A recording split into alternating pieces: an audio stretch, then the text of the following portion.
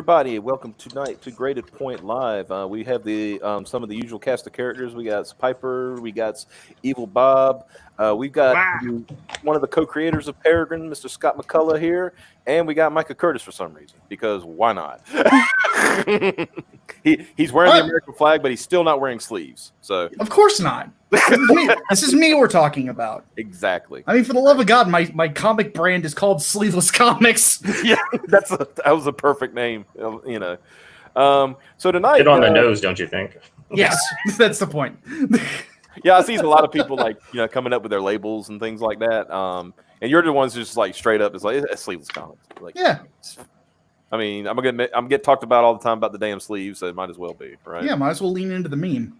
The email still isn't here. I'm getting sad. It's a big boy file, so it'll take a few minutes. So tonight we're going to have some updates on the campaign. In case you hadn't noticed, over the weekend we hit our first 30 days, and I want to thank everybody who backed it so far and has come along with us on this journey and all that good stuff. And later on, Piper's going to she's working on it right now to set up a update so everybody can see all the things we're working on. But we have a very big announcement. Some people have been asking, who is you keep talking about this third cover if you hit 15,000. We hit 15,000, we didn't make an announcement on who's going to do the third cover. So, we thought about it. We stewed around, we played around, and the cover artist is in the background right now. He's probably like, y'all waited around a long time. I see him smiling down there. But what I'm going to do is I'm going to that's right. There you go. It's this is all planned. Artist. Dang it! The other cover is not a dead cat. No, it's not a dead cat. Is it Smiller? Oh Lord, no. Oh God. I mean, I'd quit the entirety of this entire world if it was Smiller. Quit this world. He'd charge you $1,000 for a dude walking in an alley, and then sell the original art to somebody else. Yeah. Yep. Apparently it's me, Austin. It's me, Austin. Oh, son of a bitch! Doug Tenaple. No. It's definitely not. Mike is going to have to talk about that later on his own. If it was Doug Tenaple, 106 of you would never get your books. Exactly. Yeah, SMH, I was working on audio clip when the trailer blasted. Sorry about that. Caleb's working on a new trailer for us right now. So what we're going to do... That's why I was frowning when we opened, because I was like doing something on a different screen, so I forgot to turn my volume down. Mm-hmm. So working on a different screen going, oh my God, my ears. Ben Shapiro, yeah. So what we're gonna do, ladies and gentlemen, I'm gonna do this upright because, as you know, if you've come to Graded Point 5 before, you come here for quality, quality entertainment, quality presentation. Maybe not, but planning ahead to scramble at the last minute. Yes. Yeah. We were literally like for the last few hours, like as is tradition, we're doing it just like we did the launch. Fucking pants. So the new trailer's still being worked on. Just like us. Yeah. So, ladies and gentlemen, I'm going to give you, and as I say, drum roll, please.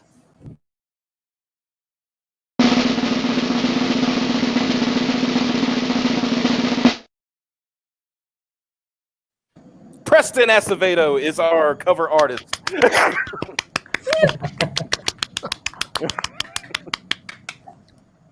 You look so. Where's my car book? What? I mean, my car hillbilly. What's going on, Preston? How you doing? The hillbilly book. Yeah. I got the proofs. The proofs are in. They're approved, and as far as I know, they're being shipped right now to come over here. Woo! So Nice. everything's and the albums, the picture discs are on their way too. So Nice. Got a very good thumbs up on its way for this. But President, I want to say once the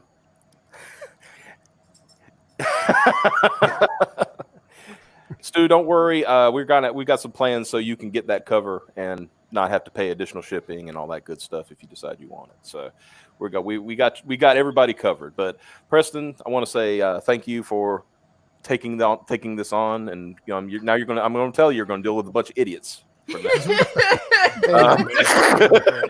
Yeah, You do yeah. realize me and Mike are working on something too, right? Right.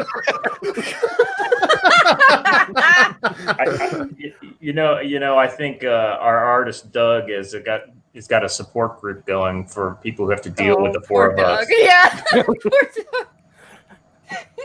You should have seen those. Like once again, it was one of those last minute things where it's like Piper's like, "You need to fix the dude on the cover," and I was like, "Piper, we're launching tonight." Oh my God, what a train wreck that was! And I was just sitting in Germany, and I was off schedule, so I was coming into it like, it was crazy. But it worked out. It worked out. It got worked out. So. But yeah, one thing that we definitely have to be on point with this because we go ahead and announce what we're going to do is this going to be a painted cover? Yes, a painted. I'm also going to detailed sketch. So, yeah, you'll like. I don't know if you guys are giving the painting away. I don't know what your plans are with that. Like besides using it as a cover, but there'll also be a detailed sketch that I guess you can put up as a perk if you wanted to. Sweet. Yeah, and also I want to make another announcement too. Go ahead. I contacted. Do you guys know who Tim Vigil is? Can't say that I do, but you can explain who he is. He did Faust.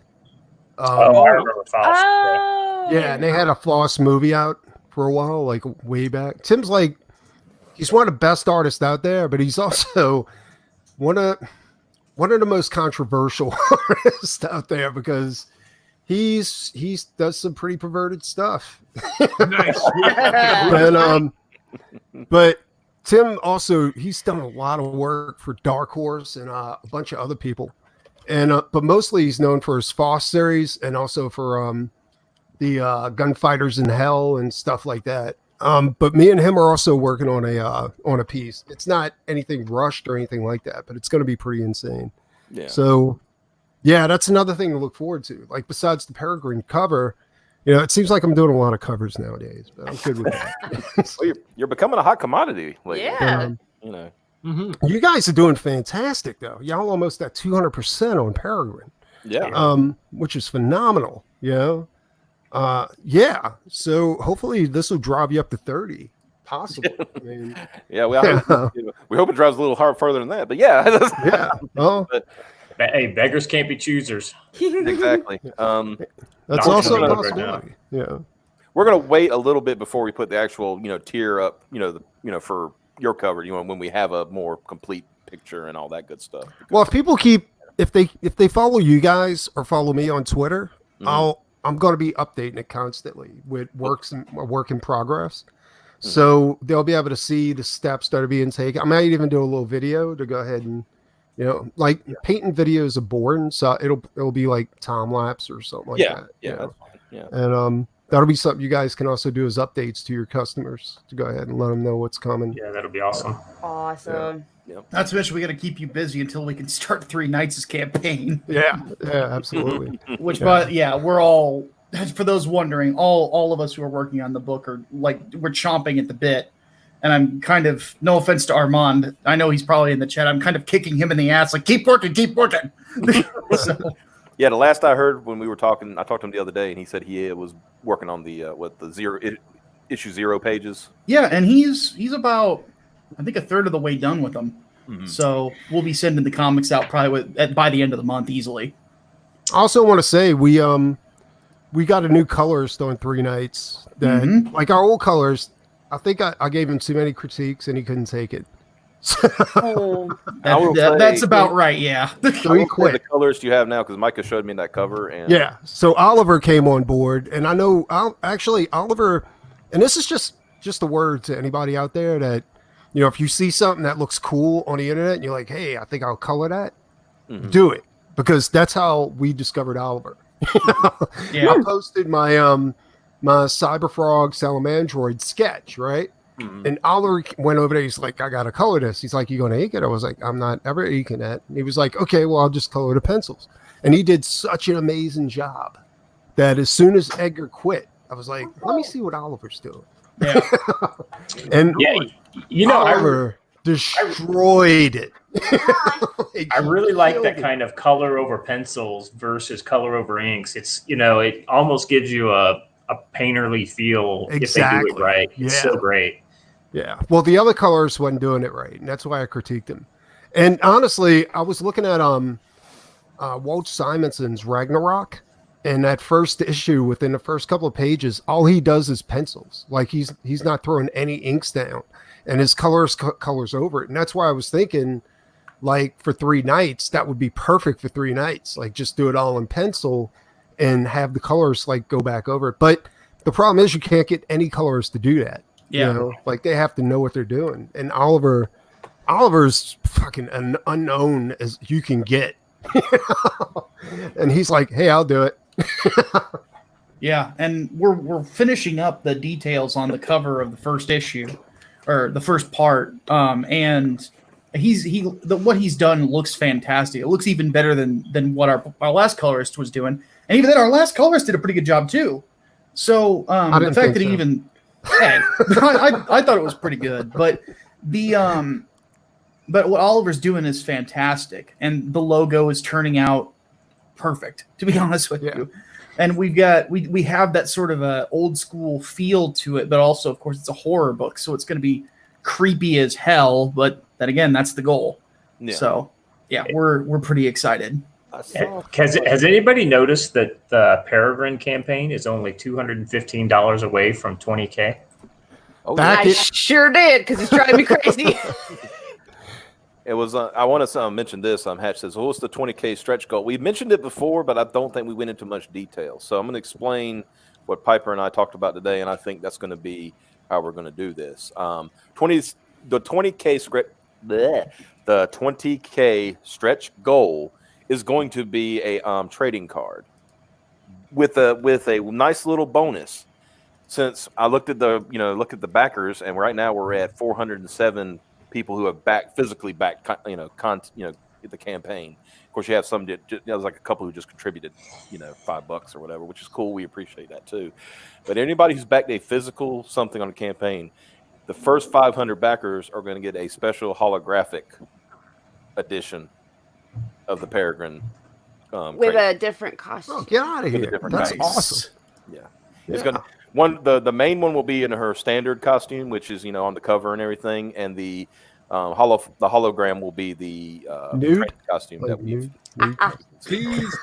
Like you do this, and she goes from in costume to out of costume. Is that?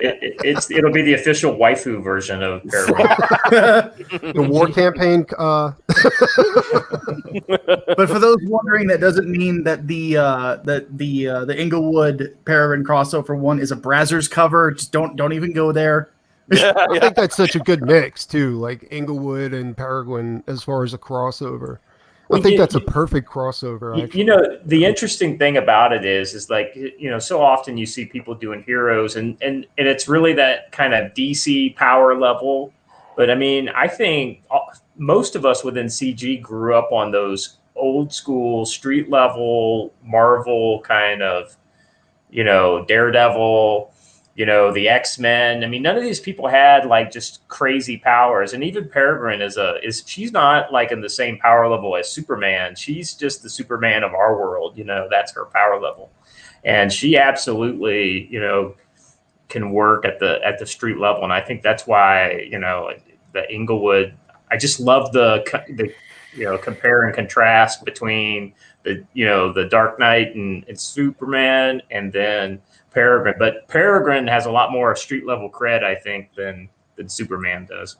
Yeah. I think I'm a huge fan of Iron Fist. You know what I'm saying? Like, oh yeah, Power Man and Iron Fist. Not the Netflix TV show. I want to make myself clear. Yeah, the old Power Man and Iron Fist comic, man. I love that.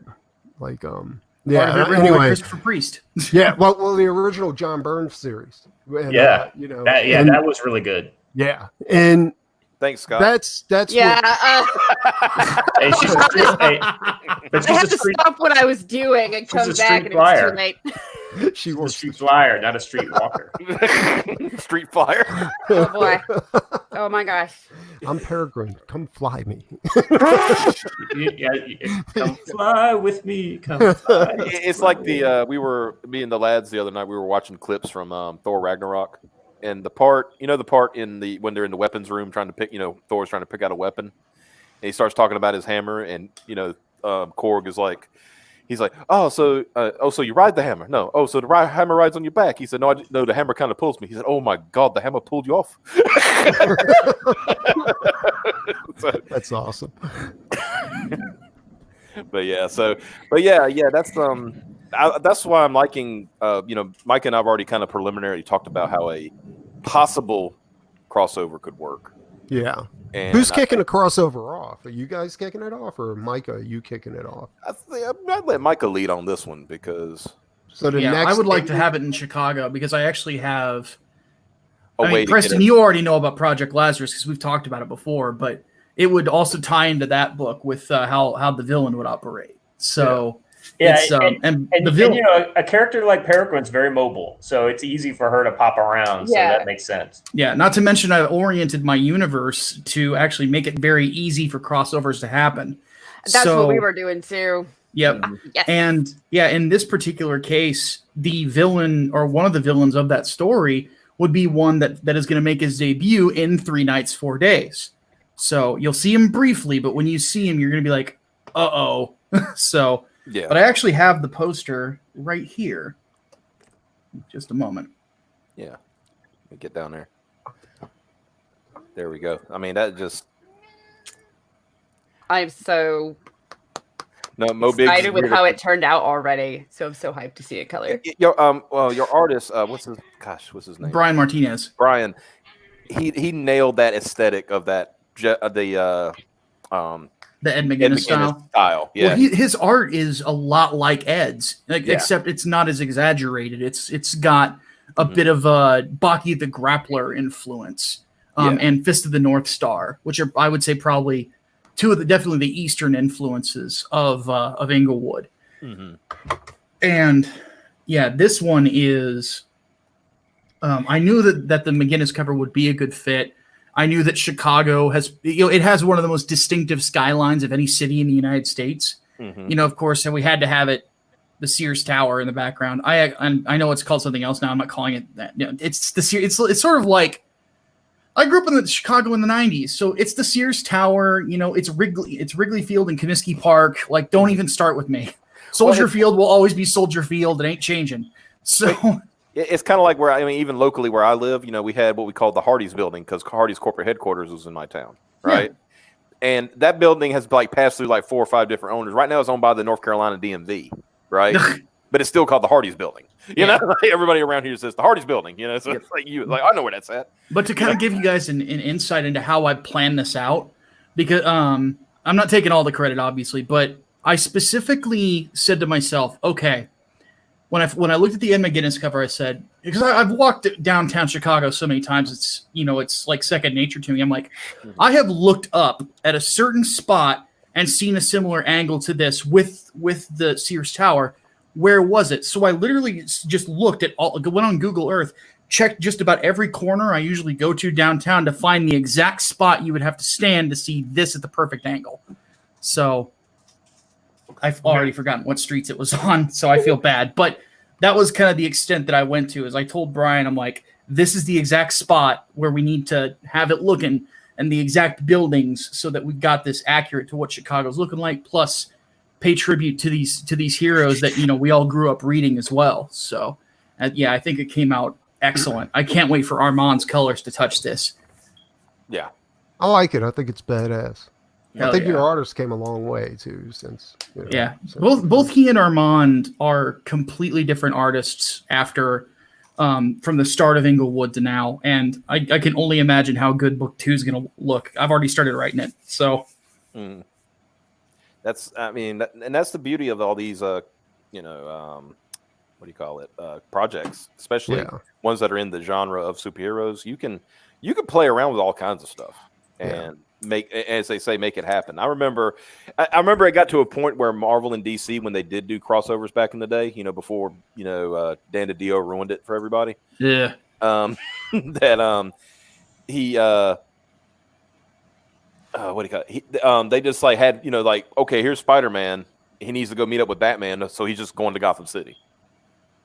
It was like there was no way to get there, or universal transport, nothing like that. He's like, I'm just going to Gotham City and find out what the hell Batman's doing. Yeah.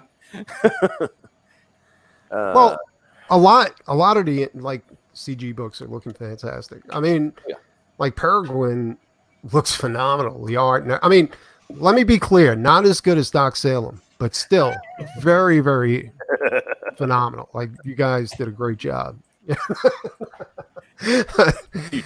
and the cover for well, I mean, if that's true, I mean, that may be true, yeah. but Doc Salem's nowhere near as good as, say, Door Kickers. So, so we Door can. Kickers is good, I'll actually. I concede read a the little point bit of to that. you on not as good as. Yeah. Well, none of them are gonna be as good. None of these books are gonna be as good as Midnight Cowboy when we finally do that. So, that's. Didn't they have like a gay porn out or something like that called Midnight Cowboy? Woo! Oh boy. What are you people writing over there? The Return of Dustin Hoffman. Dustin Hoffman. Nobody wanted to see that return. Oh man. So No, I'm digging all of this. The cover that I'm going to do for you guys, it's going to be freaking spectacular. You might even want to think about doing posters and see if people want to get that, or draperies or some shit like that. I mean, like I said, use it. I know. Use I that want shit. posters Milk of it. it. I mean, considering like I said, when you looking at the stuff you've done, like that Vampy cover or that Vampy one you did and stuff like that. If you want to pull that up, I'll be glad to. Oh yeah, hold on one second. Yeah. Because that Just in case, like, nobody's seen stuff yet. Yeah. give me the idea with especially with them boobies. Actually, you know what? Maybe I'll send you to my Twitter page and not Twitter, Instagram. Oh, you gonna make me go to the gram? Well, I'm pulling up my online portfolio Flickr, but sometimes I think Micah had a problem pulling that up last time. Yeah, for some reason it wouldn't open for me. Do people still use Flickr? Yeah, somehow. I do. Yeah. See if this works. I'm gonna put it in a private chat. I'm guessing he's talking about Elijah here. Yeah, there's a little bit of Snake Eyes inspiration. There's a lot of different stuff to Elijah. He pulls a lot more from Shang-Chi and Richard Dragon and especially what's his name? Why I hate it that names blank on me. Yeah. He's one of the big martial artists from DC. Was in the Suicide Squad for the longest time. Bronze Tiger. Mm-hmm. There's a lot of similarity to Bronze Tiger too, at least in his style. The only difference is that he uses those Tonfa can turn into like a bunch of different weapons too. So, well, that's why I like Inglewood, is because it reminds me a little bit of Iron Fist, like a street level superhero. Yeah. Oh yeah. And not much Batman, but a lot in Iron because of the MMA and the martial arts and all that kind of stuff. Yeah. Everybody thinks Batman because he wears black, and I'm like, there's a little racist. Batman, but it was funny. He's the black man. It was funny today when Micah showed that picture in Discord, showed the thing in Discord, and I laughed because Mike immediately said, "I give Elijah credit for averting his gaze." And I said, Elijah kind of strikes me as a guy who would like be so focused on the mission that he wouldn't even notice that there's a big boob chick right there. Yeah, I know, right? Yeah. I mean, he's not dead or anything, but he's busy at the moment, A Night Thrasher. I can see a Night Thrasher, especially with the final costume. See a little Night Thrasher influence. And luckily, Micah didn't get scared and run away when he's not Dan Kibblesmith. no. Oh, jeez. So anybody hasn't, this is some of Preston's like painted work, which. Can you Oh, blow no. up Click that on it. It'll Vampirella? become big when you click on it. Yeah. There we go. Is that big enough, or do I need to? Well, it's the same size. Hold on, let me. Damn it! Oh, You here we go. failed. There we go. Oh my gosh. I can't look. I'm not looking at the screen. What is he freaking out for? Is it? Just take a look. Hold on. Okay. Oh, yeah. That one's. It's one of my favorites. That's actually. a good Really one. good. Well, you've got the right ratio, the boob to head ratio. Yeah. It's got to be. That's actually a real chick. Like she's beautiful. Like she's a model or something like that. Like in Europe, like a European model. Yeah. So Mike might have had a moment. I got my water. I got a water. I started using live models when doing painting because I wanted to get more of a like a feel to it instead Yeah. of. Mhm. Now, I'm, as a kaiju fan, I'm just going to point this out because this one really tickled me. Actually, I That's all took a couple of toys and I was like, now what would be a good position to put Mhm. Godzilla in? Because it's so hard because Godzilla, like, King Kong has much more range of motion than Godzilla. You know what I'm saying? So, Yeah. yeah. And adding You the- got to have Ghidorah in there. You got to have. Yeah. But that was for the guy, what is it called? The Guzu Gallery in Austin, Texas. Oh, okay. And, Oh, cool. Yeah. Let's see. There, like I said, that tickled me, and this Freddy is ridiculous. Yeah. Thank you, the Holy Ninja. He just backed Doc Salem. Oh, nice. It's awesome. Yeah, dude, that was one of my favorites. And I have a picture of Robert Englund like signing it, because the guy who bought it, he's like, Robert Englund wants to see this. And I was like, bring it to him. It's like, he's like, all right. So he brought it over there and he brought me a picture back. He's like, you just signed your paint. And I was like, that's awesome. Yeah. He said, this is fucking awesome. And then like that night we were doing, like all the artists went upstairs to get, this was in Houston, Texas at Comic Palooza.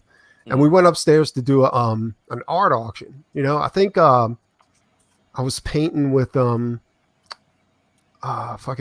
James O'Barr. James O'Barr did a big ass crow painting for the auction, and so I did. What's the one from Rick and Morty? The rip off Freddy Krueger they got. Oh yeah. I know you're talking. Oh, about yeah. Scary Larry, something like that. Scary, yeah, something like that. So I did him, right? And so the guy brought it to Robert Englund the next day, and Robert Englund signed it and put on there like "Pleasant dreams, bitch." Robert Englund, it turns out, is a Rick and Morty fan. And I was like, That's cool that he had a good sense of humor with it. Oh my god, it was awesome! Like I didn't think you'd know who it was. Like you know what I'm saying, but no, Terry. Robert Englund's fucking down with Scary More Terry. boobs. Yeah, Scary Terry. There we go. Yeah. Yeah, more Scary boobs. Terry. That's what it was. Yeah. I still got that Harem of Horror if anybody's interested. I'm probably not going to do many shows anymore, so yeah. But So the Holy Ninja. Thanks for the 2. Of course. I don't know if that Lady Death is on there. Either. Dr. the Monster Hunter Back Day's Fault. There you go. Yeah. Oh, you did a Lady Death? Yeah, I did. If it's not on there, I'll send you a link. Yeah, keep scrolling down, man. Dude, I'm trying to do 50 things at once, brother. Maybe we should have him do a Necrosia cover instead. I know, right? I love that King Kong versus Cthulhu, but his Predator stuff is some of my favorites. Yeah, Yeah, I'm sick. I think I'm better at doing monsters than I am at Yeah. anything else. But Why do you think I can't wait for you to design Tash, dude? oh, it's going to be fantastic. Oh, it's gonna be beautiful. I love it. Let's Let's see. see. I tell you Yeah, what, I'm a huge Predator mark. The only reason I'm not playing Predator, the new Predator game right now, is just because it would directly fund China. So Oh, there it is. Yeah, that's it. there it is. Bob, stop dying. Yeah. That's the last thing. Okay, I'm good. You all right? Yeah. You'll be okay? Maybe Now I'm take a look at this. I like the detail in the sink. Yeah, Oh, God damn it. that's,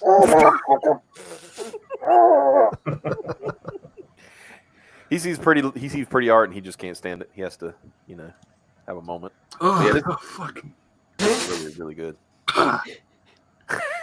That was a fun one. Actually, I'm a Lady Death fan, Hmm. but I didn't know how many people aren't Lady Death fans. So after Really?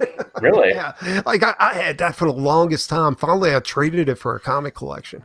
Yeah, and it Dang. was. I mean, it was a good collection. I mean, I'll be honest with you. I've never even turned a page of a Lady Death. I mean, I always see the covers. I think they look great, Mhm. but I don't know anything about those books. Well, I dig them. Like the animation that came out a couple of years ago, like the animated movie was. Oh, that's garbage. right. Oh yeah, it was really good. Yeah. Well, that's because Polito had his hand in it the whole time, right? Yes, Yeah. He didn't. He's very protective of Lady Death. No, I mean the storyline was good. It's just that you can tell they never had a big budget for animation. You know, Yeah. like the Yeah. animation was oof. Yeah. Imagine how good a properly budgeted Peregrine animated movie would be. No, yeah. We'll crowdfund Shit. that. You know, Peregrine could be a live action movie. Yeah, good. If I was you, I think I would play with live action. Just do like a skit. You know, just kind of a you know. I don't know how much you'd have to invest in that, or if you'd have to hire actresses and all that What are you stuff. talking about? We just dressed Piper up as Peregrine. She's already got the boob window going. Yeah. She's got her boob window shirt on right You now. guys, did I you dig guys the boob notice her window shirt? shirt. That's pretty Yeah. awesome. Yeah, let's say I don't Get think your nobody got a boob good look window at that. shirts. You know what you should have did though? Like just made it clear plastic. I know we've gotten a lot of should have done's, but for what we were working with, And the time frame that we got it done in, That's yeah, pretty badass though. I'm digging it it. actually lines up pretty perfect. With, yeah. Yeah. I've got like 4 friends, all girls. I really want to see dudes wearing these. I really do. I will never wear that shirt. Me and Michael will Aw. wear one. yeah. I'll definitely pick one up. Right, I want to No, see I mean, dudes wearing I'm- them, but I've got I'm about saying, 4 like, me and Michael will squeeze chick one friends, together. all different sizes, and it looks absolutely perfect on each one. It's so cool. That's Yeah, they cool. got Yeah, that in the perfect spot. That's Yeah. pretty badass. Yeah. Yeah, we would. I do want to see the day when dudes are buying the shirt. Yeah, You it's definitely funny, need to I have a was more- I was CG more- ladies episode where you're all wearing them though. Yeah, Oh, we're waiting on Charlie's to get hers, I think. Yeah. That is awesome. I dig that. Are y'all coming out with any more merchandise for Peregrine? Yeah, we got some stuff planned. It's just getting it together, as they say. we could do the boob window on a hat. I'd Oh wear man, that would be great. That'd be hilarious. That would Well, I'm be weird, also but planning on putting out the just plain logo that anybody would want to wear, and they don't have to worry about boobs. That one's going up. It's just Dude, I'm going for- from one thing to another. no, for the guys, you could put her dad's logo on the shirt. You know Oh what I'm yeah, saying? I was gonna Silver basically Falcon gonna logo. call them the Silver Falcon shirts, and it was gonna just be make his it a peck colors. window where it's Yeah, just yeah. a dude's Peck window. body. Just rippling muscle, like Scott Steiner muscles underneath. That would be awesome, dude. That would be complete. Like, actually get a photo of a muscular dude and put it inside. Oh shit! Oh god, that would be so awesome. You have fat dudes wearing this really muscular shirt. It's like make it like the tuxedo T-shirt, like Yeah, absolutely. with the abs chiseled in. Actually, in New Orleans, like during Mardi Gras, they have the Mardi Gras shirts that they throw, where it's the T-shirt is basically a naked chick from the collarbone down. And dudes actually, dudes wear that, chicks wear it, and whatever, because it show your tits and all that kind of shit.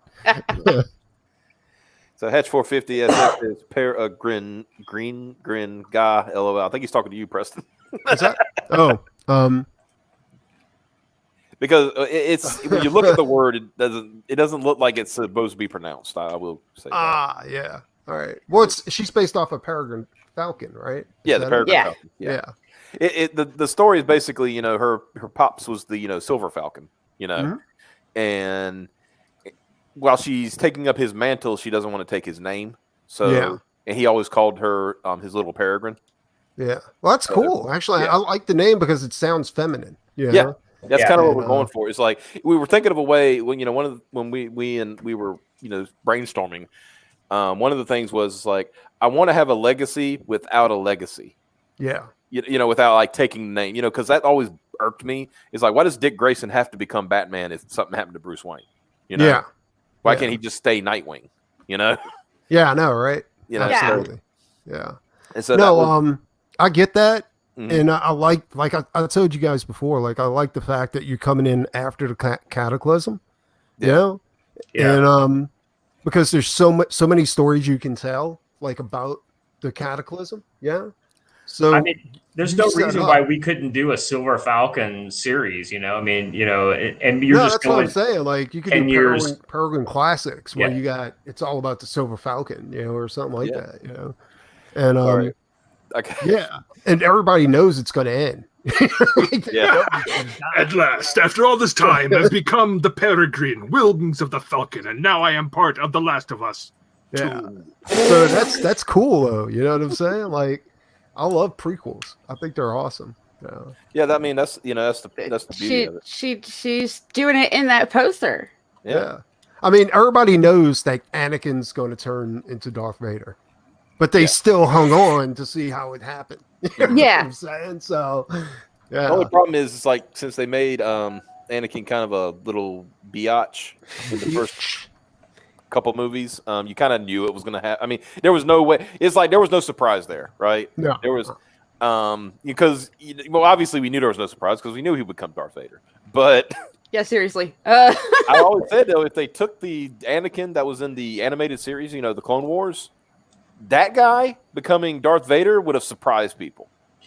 I was Yeah. gonna say my thing was if they had made him likable the whole time, then him becoming Darth Vader would have been more of a dang, you know, or a shock or something, instead of Mhm. making him like very unlikable. I would have given him Well, Tourette's. Like, I would have definitely given him Tourette's. Definitely, like every now and then, it'd be screaming out like, But fuck you, you know, Dark you know, Force." going back to prequel and the future and things like that. One of the things that we talked about when we first kind of laid this whole thing down is that unlike Marvel comics, and you know, like for instance, Batman has an origin, but essentially once he becomes Batman, plus 5 years or plus 10 years or whatever, he is basically frozen in time since since his original. He's evolved, but he essentially has stayed the same person.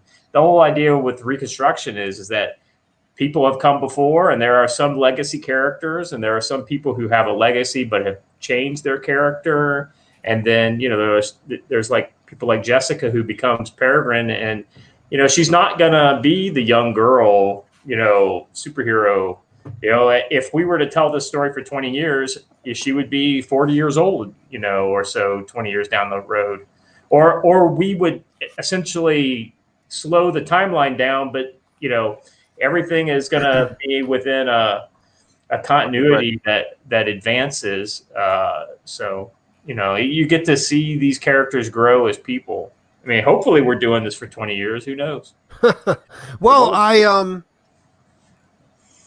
Go ahead. like, are you guys? I've seen like of course, a hero is only as good as their villains. You know what I'm saying? Like, if you don't have good villains, you're not going to have a good hero story. Right. And I like you guys leaked one of the villains, and I thought it was like the best villain design so far. You know what I'm saying? Like, even for, and I'm not like, I don't really think female villains are, you know, that fantastic. Like, they're not usually menacing, you know, but this one was pretty badass. So, Like, y'all pretty much nailed it. Yeah. So I mean, the thing about her is that, you know, she's not like aggressive per se. You know, she's a woman. She's very feminine. That being said, you know, she's got her own way of doing things. And oh, by the way, without like getting too far down her rabbit hole, she's a psychopath. Yeah. Did you guys show that to everybody, or was it just on the a ladies' personal night stream? thing, I'm getting or- ready to pull it Yeah, up. we put it out on Twitter. We didn't really get into depth about her character because we don't want to give too much away. Suffice it to say, she's kind of like a underboss in this story and not a main focus. But ultimately, she's somebody we're going to build on in the future. And you know, like Lady Death, we're going to be able to kind of tell the bad guy story from. You know, she would be one of the people that kind of villain storyline would go through. Yeah, Okay, sweet. our quote main villain is like in Piper's, she just I literally, it's like I felt her look at me. Like, Yeah. Yeah, I was already like, no, don't say that she's not the main villain. That would have been funny. That would have been great if everybody thought she was the main villain, and then they read it and go, "Oh, yeah." Preston, just say if you haven't figured it out, like I am very liberal with the story. She is very protective with the story. No, she doesn't want it. It's like I don't want to release any more information. Well, I think you should. I think you should hold back. Something. Yeah, absolutely. Even when you go to a strip joint, you don't want them to take their clothes off right away. Well, I don't know. I mean, Micah, do you? Do you want them to take their clothes off? Oh, I bounced at a strip club. No, you're gonna make more money if you make guys wait. Trust me. Okay, I'm not the only one that cringed there too. We're getting too far down her rabbit hole. Hey man, I've just given you a little insight in how I think. Y'all killing me. Scott, looking forward to Door Kickers. Any update from Hat? Yeah, so we are finishing the art hopefully within the next week. At a worst case scenario, 10 days, and then it will be proof copy. Eric Weathers is going to finish up the letters, and then we're sending out to print. I'd like to have copies to mail by the end of May. Of course, you see this wonderful college dorm room that I'm in. Essentially, that's what it is. It's a college dorm room with bunk beds.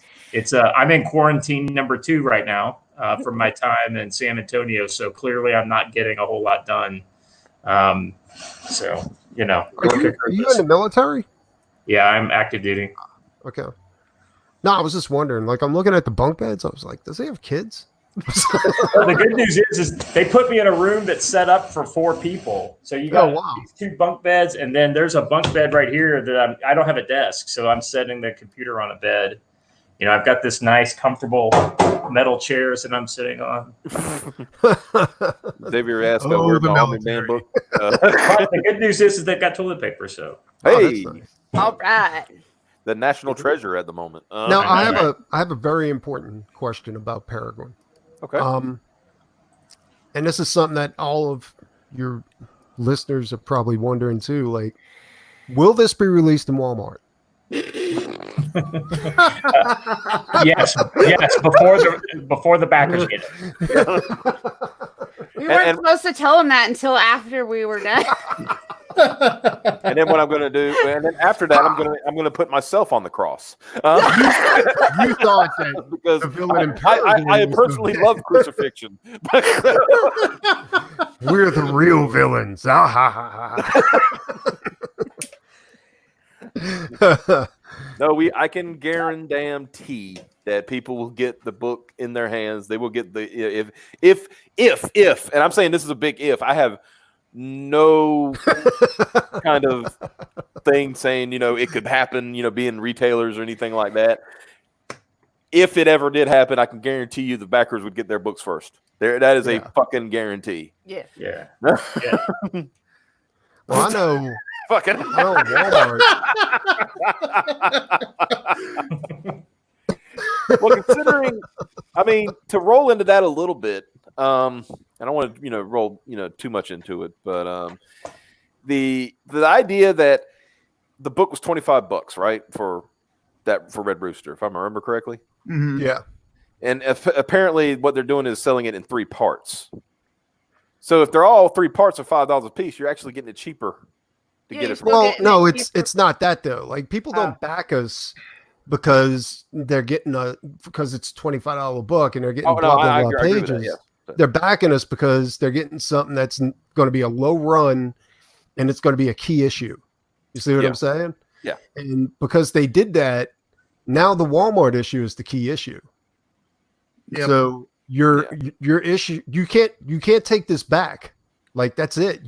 Fucked. Well, the only exception I would say to that, you could say, well, this is the first appearance of Red Rooster in any commercial form, that you could make that claim. That being said, there's going to be 50,000 of them out there in the world. But there's only going to be maybe 2,000 of that more limited. So the collector's item, I think, ultimately will be the Indiegogo book, but the rare item will be the Indiegogo book, but the collector's item will definitely be the one that was released in Walmart. You know It's what I'm kind of saying? like, that's the interesting thing about Cyberfrog, right? So like, 10 years from now, the one that'll be harder to get will be Salamandroid, not the main Cyberfrog cover, just because the print run was lower.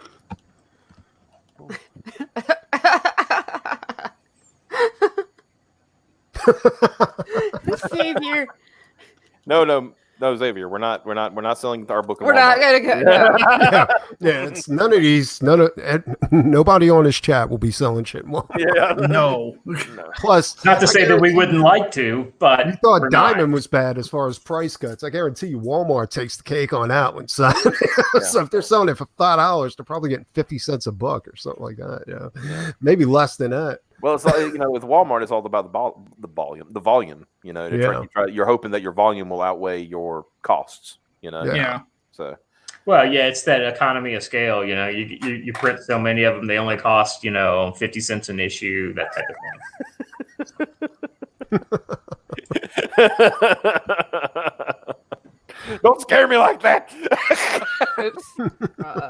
We'll start talking like Micah in a minute. Don't do it. Don't do this. Are you serious? What's bad is I can't Micah. refresh the Kick Micah. campaign on my end because I'm busy updating it, and that. The good news is we haven't lost any backers yet. Yeah. So far, they know we're just joking. Well, it's like this. Like in the midst of this comic, cataclysm that's happening around us, Comicscape books aren't lacking in backers. Like people are still backing it. Nobody's like, whoa, we're going to tighten our belts. We can't back a Comicscape book because no, dude, people are flocking over here more than ever. The irony is books like Peregrine are growing, on one end, and you've got 700,000 getting hit on Cyberfrog. Hell, even Door Kickers, which has been out for 6 months now, and been in demand. Hell, I hit 15,000 on the same day that Peregrine hit 15,000. So, it just goes to show you that all kinds of books within, CG continue to be in demand. Well, yeah, what I'm saying is, you guys have kept the faith, even though all this shit's been going on. Don't lose it now because somebody did something stupid. Yeah. I'm saying, like, we're still CG and we're still putting our books, we're giving them to you, not anybody else. So, and we're going to make it as worth it as possible. So, those guys don't reflect us. In the chat, Hatch says, I like how Cyberfrog fluting still got graded at 9.8. But that just goes to show you that that was disingenuous criticism, because they say, oh well, they criticized him for that, but what they didn't mention is that every book is like that. Every Marvel book, every DC book is like that. Plus, near mint means as mint as you can get off the press, like as soon as it leaves the press. And if it's fluted after it comes off the press, well, it's mint. You know what I'm saying? Like, can you even get a graded 9.9 or a 10? No, I think that's impossible. I think, like, literally as soon as you touch it, it goes down in points. You know what I'm saying? And from what I remember, that particular one, where that person was trying to be a jerkwad, I was like, I'm glad that you spent, and Micah knows who the jerkwad was. The fact that this jerkwad spent, $25 to get this book, right? Plus shipping and all that stuff. He increased the value of it. Yeah, and then spent X amount to send it off to get it, graded and everything. And the only thing that it said that dropped the price was that it was signed. No, that's true. CGC is an asshole when it comes to that. Yeah. Like, if they don't have a representative that walks up to you and looks at you like the artist or writer signing it, it doesn't count. And it doesn't matter if the signature is identical. If you got a picture of Ethan signing Cyberfrog, it doesn't matter. If they're not there to witness it, then even if you get a forensic, I'm serious, because they have them. They have they do have signature experts. Verifying motherfuckers. And every other grading system counts that. Like if somebody comes in there for forensic analyst or whatever, they'll take that into consideration when grading your book. But CGC, no, dude. I got a CGC book here, a first appearance of Lobo, right? It's a 9.0. it would be a 9.8, but Keith Giffen signed it. And the CGC guys wasn't there to witness it, so it's a qualified 9, right? And the person didn't know no better, so they were selling this qualified 9 for $30. So I was like, I'll take that. It's like, that's his signature. I've seen it before. Would it make a difference if it had the official like certificate of authenticity or whatever that came? Well, the signature series books are worth a ton more. Like, well, I mean, I'm putting this out there because it's a Stan Lee thing, but like they had a bunch of Stan Lee signature series books and like shit books, like X-Men books, right? Or something like that. That would usually be like $2 or $9. If it has his signature and it's graded by CGC as a signature series book, it can go all the way up to $800. Yeah. Because I'm seeing it. Where was that at? Hold on a second. Something Hatch said that made me laugh. There it is. The pressure from shipping that fixed fluting, it needs to be pressurized. Ladies and gentlemen, I will announce that Peregrine will each have their own pressurized tank when it's being shipped. To keep it hermetically sealed. On that note, I actually have to take off. I've got a show of my own that I already promised people, so they're going to start kicking my ass if I don't show up. So I will catch you guys later. Spoiler alert, it's not that careful. No. Well, he's getting buried at the start of it. Then we're moving into fun stuff. So, all right. See you later, Michael. Good to have you. See you guys later. Mm-hmm. It's a tough time slot right now. We've got both RG and EVS going live against us. He's going live on Monday. Like, that's a weird time. I yeah, was supposed to do Simon's show yesterday, and I was supposed to be the guest of honor, but I took a day off, and I never do that. And I was like, and my buddy's like, hey, I'll open my store for you. Just come on over and dig for books. Just drop off some art. I was like, all right, cool. So I traded the painting I did for Chuck Dixon's book. It was the one for Antarctic Press, but it never got made because it couldn't make its funding. So I was like, well, nobody's going to buy this. I was like, you want it? It's like, all right. It's like, in exchange, come dig for comics. I was like, all right, cool. So, yeah. And then I realized, like, I get lost while I'm digging for books. And before I knew it, like, it was 2 hours past the time when I was supposed to do some show. So I was like, oh, fuck, dude. So I'm like, I'm so sorry. It's totally fucked up. But I got some good books. I got an Evil Ernie #3 graded. There you go. It's like, man, it's kind of worth it. Sorry. Third appearance of Lady Death. Yeah. But I've been that, like, even my own collection. Like, I've got my own collection out in storage, right? Mm-hmm. And sometimes I'll just go out there and, like, go and thumb through it, see what I got that's like value or something like that, and I just start looking at stuff again. I'm like, yeah, I remember this. I remember when I bought this. Kind of thing. You that too, dude. Like, I'm. What's so funny is I don't even care about the value of my collection anymore. Like, I know for a fact I've got valuable comics in it. But I don't even care anymore because. Well, you can send them to me. I'm cool. Well, I'm not going to get rid of them though. That's just it. Because like almost every valuable comic that I still have, I either worked my ass off to get that. Like, so for instance, Days of Future Past, right? The 141 and 142 of Uncanny X-Men, right? Those two books were like holy grail books for me as a kid to get. And I actually figured out a way to get them in good condition back, in the late 80s or mid 80s. I can't remember. Probably more like mid 80s. But the point is that these were like, these were things that, I'm just never going to get rid of that stuff, And so and because of that, is good enough condition is good enough. There's just certain books I want. You know what I'm saying? Like, I used to collect comics, and then the flood came and it killed my collection. And then I was like, and I never collected for years because I was like, what's the fucking point? But then I decided, I think I want to collect comics again. So I made friends with a couple of store owners, and we trade art for stuff. And then sometimes I'll see comic dealers at shows, and they'll come look through something, and they're like, hey, how much for that? I was like, what you got on the shelf? And so I've built a really, really good collection because of that. Like, and like graded books, like just books that, and like key issues wasn't important to me, except that I'm OCD. So if I start collecting Ghost Rider, I got to get the first appearance of Ghost Rider. I got to get, all of the ones after that. And you see, so I collect Ghost Rider. So there's you mentioned graded books. There's Thor, people, fucking, what irritates me is I got Thor 90 to 200, right? Mm-hmm. And well, I think it was Journey into Mystery from 90 to 120, I think 124. So, but what kills me is I can't get 83 because that's the first appearance of Thor, right? And it kills me because, dude, nobody wants to trade art for that issue. And two, no. I can't give up $3,000 for a shitty copy of number 83. Right. Yeah. It's just that's the downfall of it. Right One of the, you're going to like this. A lot of people have been joking. I think Piper might have seen these jokes. People have been asking, it's like, hey, why don't you sell a copy of Peregrine that will be graded 0.5? Oh, that would be awesome.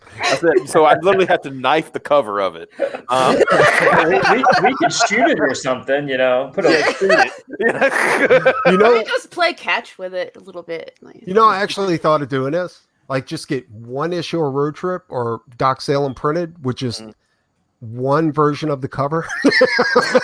I'm gonna pay like a bunch of money for this one print. and get it graded and just put it up on a shelf and just don't ever sell it. One of one. Yeah, one of one. It would be the only existing issue. And if anything ever happened with Doc Salem or Road Trip, like a movie gets made, that book would be worth like $1 million or something like that. As a matter of fact, I might do that. Yeah, I think when you especially when you look at the not to tell anything out of school or anything, but when you look at what printing and what the costs are and stuff like that, you're like, hey, maybe I could do something. You could do like a sketch cover or something like that, and then draw. So it's literally the only sketch cover of that issue, and this with with your art on it. Yeah, he's asking a question like, what Hatch 450. I actually like Robbie Reyes. I thought Robbie Reyes was a cool Ghost Rider. You know what I'm saying? Like, they finally changed it up enough and they're not repeating Johnny Blaze, Danny Ketch and shit like that. Like, they actually made something original, out of it. And that's so unlike Marvel because they eventually fucked it up. Like, they started out with a good idea and they just ran it into the dirt. Yeah. But I tell you, I was never a huge Ghost Rider fan, but my Ghost Rider was definitely the old school Johnny Blaze, Yeah, me too, actually, yeah.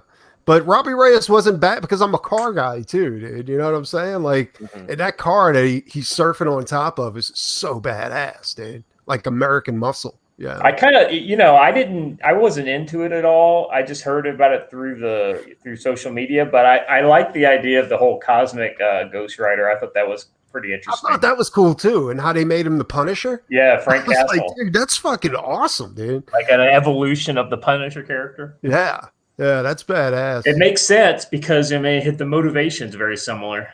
Yeah, dude. Can you imagine? Like the Ghost unfortunately, Marvel is completely bankrupt, and Yeah, that's what I'm saying. Like, I haven't kept up with Marvel in like 2-3 years, ever since they really started. Like, to me, that's why it's no big deal if Marvel goes under, or DC, because they went under to me like 3 years ago. Yeah, exactly. So, and it just kept consistently getting worse. Like, it wasn't getting better. And it's like, I mean, usually the thing with comics is that they changed enough up to get the fans back interested in it. And then it goes back to business as usual. Well, it never went back to business as usual. Yeah, it's like these issue ones where they get, they may get big numbers on it, but then the drop off is fast, and it's, by issue 5 canceled again because it sucks. Absolutely. Like, and that's what I'm saying. Like, how long did they think that was going to work? Like, how long did they think they were just going to crank out number ones and people would just be like, oh, well, this is Captain Marvel number 1. I have to get it. But, like, this is the 6th Captain Marvel number 1 within the same year. I have to get it. Yeah. That was I remember. Well, like, for example, we're talking about different we were talking about graded books and rare books and stuff. One of my rare books is it's even a second printing, right? It's a second printing of New Mutants '89, which is the first cover appearance of Cable. Yeah. And it's the gold cover. You've probably seen that, different places because that's the second printing. But the unique thing about it is it's signed by Liefeld. Oh wow, that's awesome. Yeah. How much did you pay him? To get it from the store I was in, well, luckily my mother was a big haggler. Oh, okay. He wanted 100. My mom said, "I'll give you 50." Oh wow. And he said, "I don't know." And she said, "Well, that book's been sitting there for a while." He said, "Deal." Truly a lost art. Yeah. What's that? But what I was going to say, and how we were talking about authentications and things like that. How he authenticated his signature is he put in a sketch of not Wildcats, Youngblood. Yeah. I got a Matt Wagner first appearance of Grendel. I don't know if you know who Matt Wagner is. Yeah. I'm a huge Grendel fan. Yeah, me too, huge dude. Like in the first one, I got the primer, the Comico primer with the first appearance of Grendel, and it's signed by Matt Wagner. And then I got the first Grendel #1. And he not only signed it, but he did a sketch on it too, and it has a certificate with it. And dude, I mean, but lucky for me, not a lot of people like Grendel. So when I found that book, the guy he wanted $50 or $60, and I said 30. It's okay. You kind of put you was like, maybe 30. And he says, I can do how 30. about 50? And you said, maybe 31. Well, usually the rule of thumb with me is if I find something on eBay and I always offer half price. Yeah. And if they reply and they're willing to haggle, then we go from there. You know what I'm saying? But I usually I usually won't pay full price, dude, because it's because nobody wants what they ask for. Yellow Lantern 12 has a question for you, Preston. It says, you're not going to start collecting new warriors for Snowflake and Safe Space. Yeah, like I said, Marvel died 3 years ago. I don't know what it is now. It's Marvel. Well, you mean the huge Safe Space and Snowflake arc, the Gemini initiative? We're not going to get that? Damn. You notice that isn't being pushed anymore, right? They pretty much buried it. They're not talking about that. I think what happened is that the author saw that guy that was doing the promo for it finally saw the final artwork for Snowflake and Safe Space, decided they're too cool for him, and he left. Well, he disappeared off of social media. Yeah. He's like, I ain't doing this. Yeah. It was even the fucking alphabet community hates me at the moment. Marvel we really fucked the pooch on this one, dude. Yeah, Marvel put him up on the sacrificial altar. This is my face, this is my full name. Yeah, I know, right? I was like, I don't think this dude knew what he was getting into. I wonder how much he got paid for this issue. Dude. I tried calling them bigots, but they told me to, but it didn't work. You said everybody would back me up. Well, it's kind of like I think it was the last week. Speaking of Marvel, they put out this whole cringe video about how to read comics. Oh my god, yeah, how to read. Oh, really? Comics. I've never seen that. What haven't seen that? I'm sorry, but when I was a kid, I didn't get told how to read a comic. Even holding my first one, it was kind of self-explanatory. What did they tell you? How? Oh, she was explaining how chat bubbles work and shit like that. Yeah. This bubble means they're saying something. This bubble means they're This thinking bubble means something. they're whispering. This bubble means they're yelling. Jesus Christ. This bubble means they're thinking. Did she actually have that accent? Well, I'm just making sure.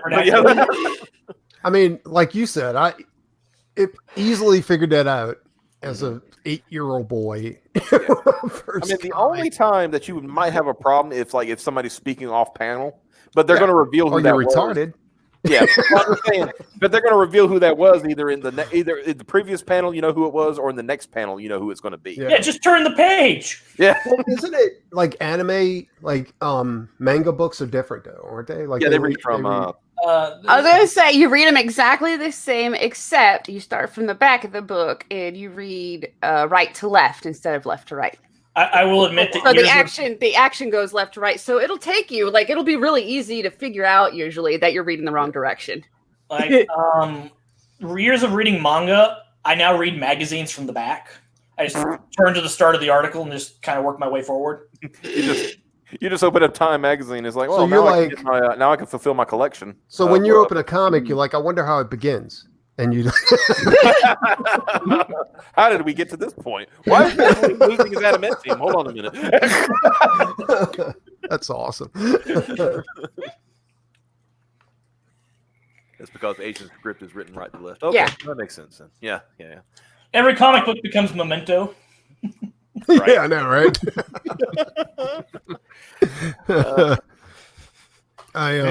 I'm really looking forward to the cover though. I think it's going to be badass. I'm so excited. Oh yeah, we've been, it's like, let's go and do it. Yeah, we need to do it. Yeah. Are we going to do it? Are we going to trust him with this? I don't know. He seems like a dick. No, it was never that question. No, but you think he's going to run off with our money? I don't know. I just realized that if Memento was turned into a comic book, it'd be straightforward. It'd be just a straightforward book for Xavier. Yeah. Yep. They'd have to release it every 3 years. Just for me. But yeah, like I said, I remember when you started. When I've been following you for a while, obviously, because you've been on the show before. With Rockabilly. That we didn't do Doc Salem while you were alive, but no, we didn't. We got to do that though. Before, but I'm going to be disappearing from social media for a little while because I really need to push Doc Salem, but I don't. At the moment, I don't have time to push it like I was pushing it before. Coming up with quotes and stuff like that, because I got stuff I gotta work on. I gotta work on your stuff. I gotta work on Micah's, because this whole thing with Red Rooster has scared me to the point that I feel like I'm not scared, but has made me feel like I got to work harder to make up for their mistake. You see what I'm saying? Yeah. Because I don't want any ripple effects coming down the line to affect you, me, Micah, anybody else. Yeah. And it will. You know what I'm saying? Yeah. Because this is, people don't understand how big of a betrayal this is. It's a big deal. Yeah. Yeah. It bugs me, and because I don't know about you, but I remember when the books that we saw originally when they first showed it. It was Nora Saga, Bass Reeves, the futurist. I was cool with that, and I saw the empty spot at the bottom with the Red Rooster logo, and I said, as long as that stays empty until the backers get their book, I'm going to be okay with it. I'm not happy about it, but I can be okay with it. Well, he's talking about not even drawing the book, he's not even going to finish it.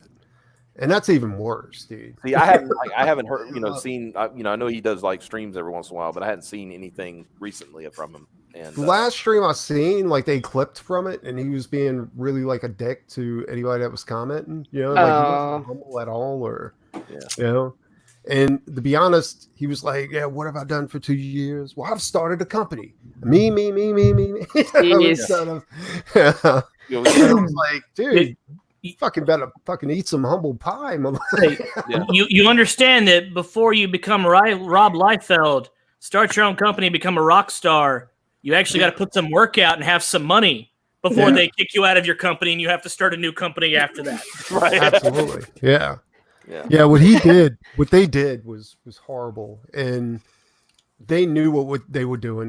They're professionals. One of them was a colorist, and the other one's was a penciler from Marvel or DC. I don't know, but they know that people buy this because they're doing it because they collect them. You know what I'm saying? Because they're getting something special. Because this is the first appearance of Peregrine, or this is the first appearance of Red Rooster, or anything. You see what I'm saying?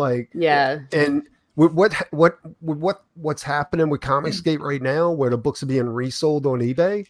The resale value far outweighs what they're paying for it right now. Dang. If you try to get Bigfoot Bill on eBay or something like that, of course, we're talking about classic CG. These guys aren't in CG anymore, so don't.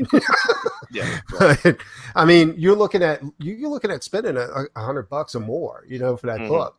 Even Cyberfrog, because the first print run, I know it sounds like a lot, 17,000, but really, when you compare that to Marvel books, that's not a lot. That's not a lot at all, dude. Although that 17,000 print run, he sold more than a Marvel book doing a 17,000 print run. You got to admit. Well, he made more than what Marvel creators make off that book. Selling 80,000. or more. You know, but when I think somebody made that comparison is like, oh, what did Ethan sell? X amount of Cyber Frog, talking about Blood Honey, but Iceman did 34,000. I'm like, okay, and they sold that book for $5, and so that they didn't make that much money off of it. Yeah, and that is shipped, not sold. Yeah. Well, here's the deal too: is if they wouldn't have did that, who cares about Walmart? It's a good fucking avenue. All right, absolutely. But if they wouldn't have done that, and they would have just did their book, delivered it on time, put out another book out, like another Red Rooster, they probably would have made 4K, 400K instead of 200K. Yeah. And I guarantee you, they're not making 200K from Walmart. I will fucking guarantee that. You know what I'm saying?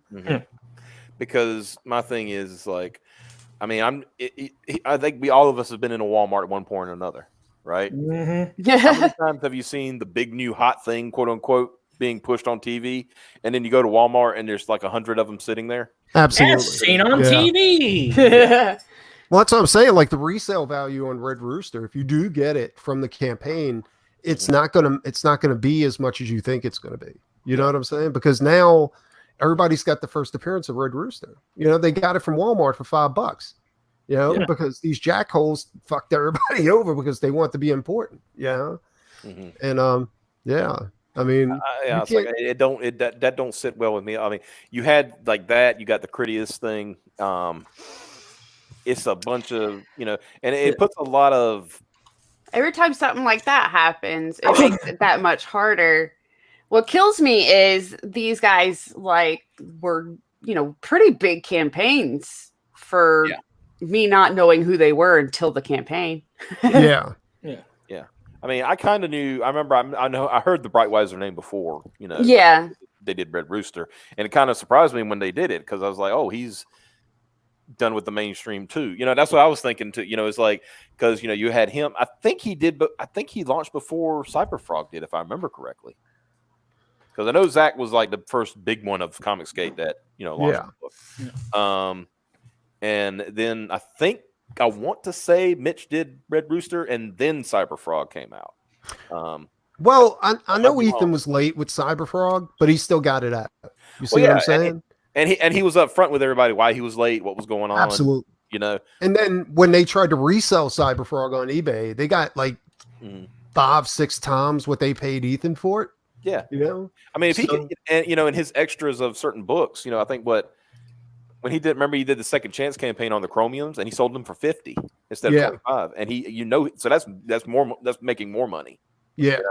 And then what he's selling, I don't know what he's selling them for on eBay. Yeah, I can't hold all this money, John Malin.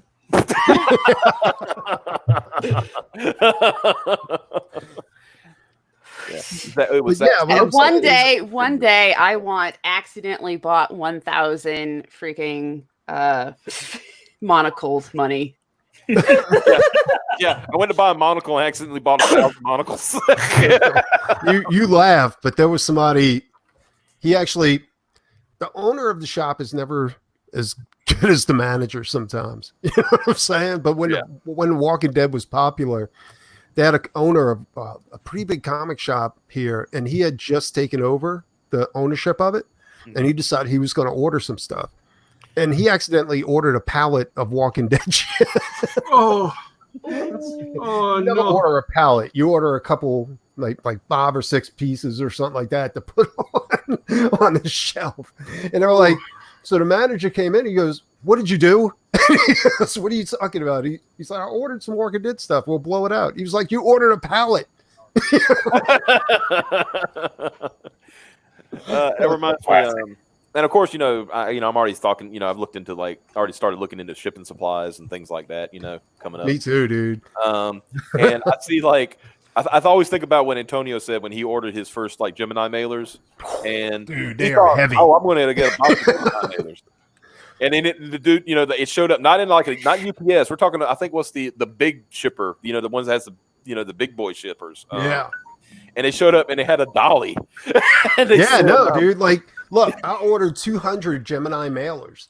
Yeah. And when they came, I felt bad for the mailman because he dropped them on the door. I think he was cursing me out when he was walking away because I went outside the pit. I was like, oh, cool, the Geminis are here. They're sitting in the living room because they're heavy and I don't want to move them. And I picked it up and I was like, oh, fuck. Freight, yes, but I like the like term a solid big block boy of cardboard. shippers. Big boy shippers. Well, yeah, it came from, whenever I say big boy anything, it came from, I used to watch this, well, I still do, this show on, it's a show they do on YouTube, or on Twitch. And they basically play wrestling video games, and they always like get the biggest, meanest looking guys, but they give them like luchador moves. Mm-hmm. So it looks ridiculous, like, seeing Big Show doing a Hurricane Rana or something like that. So he's doing a TV series on Netflix now, isn't he? The Big Show. Yeah, he does. Yeah. I just saw that the other day. I saw that trailer.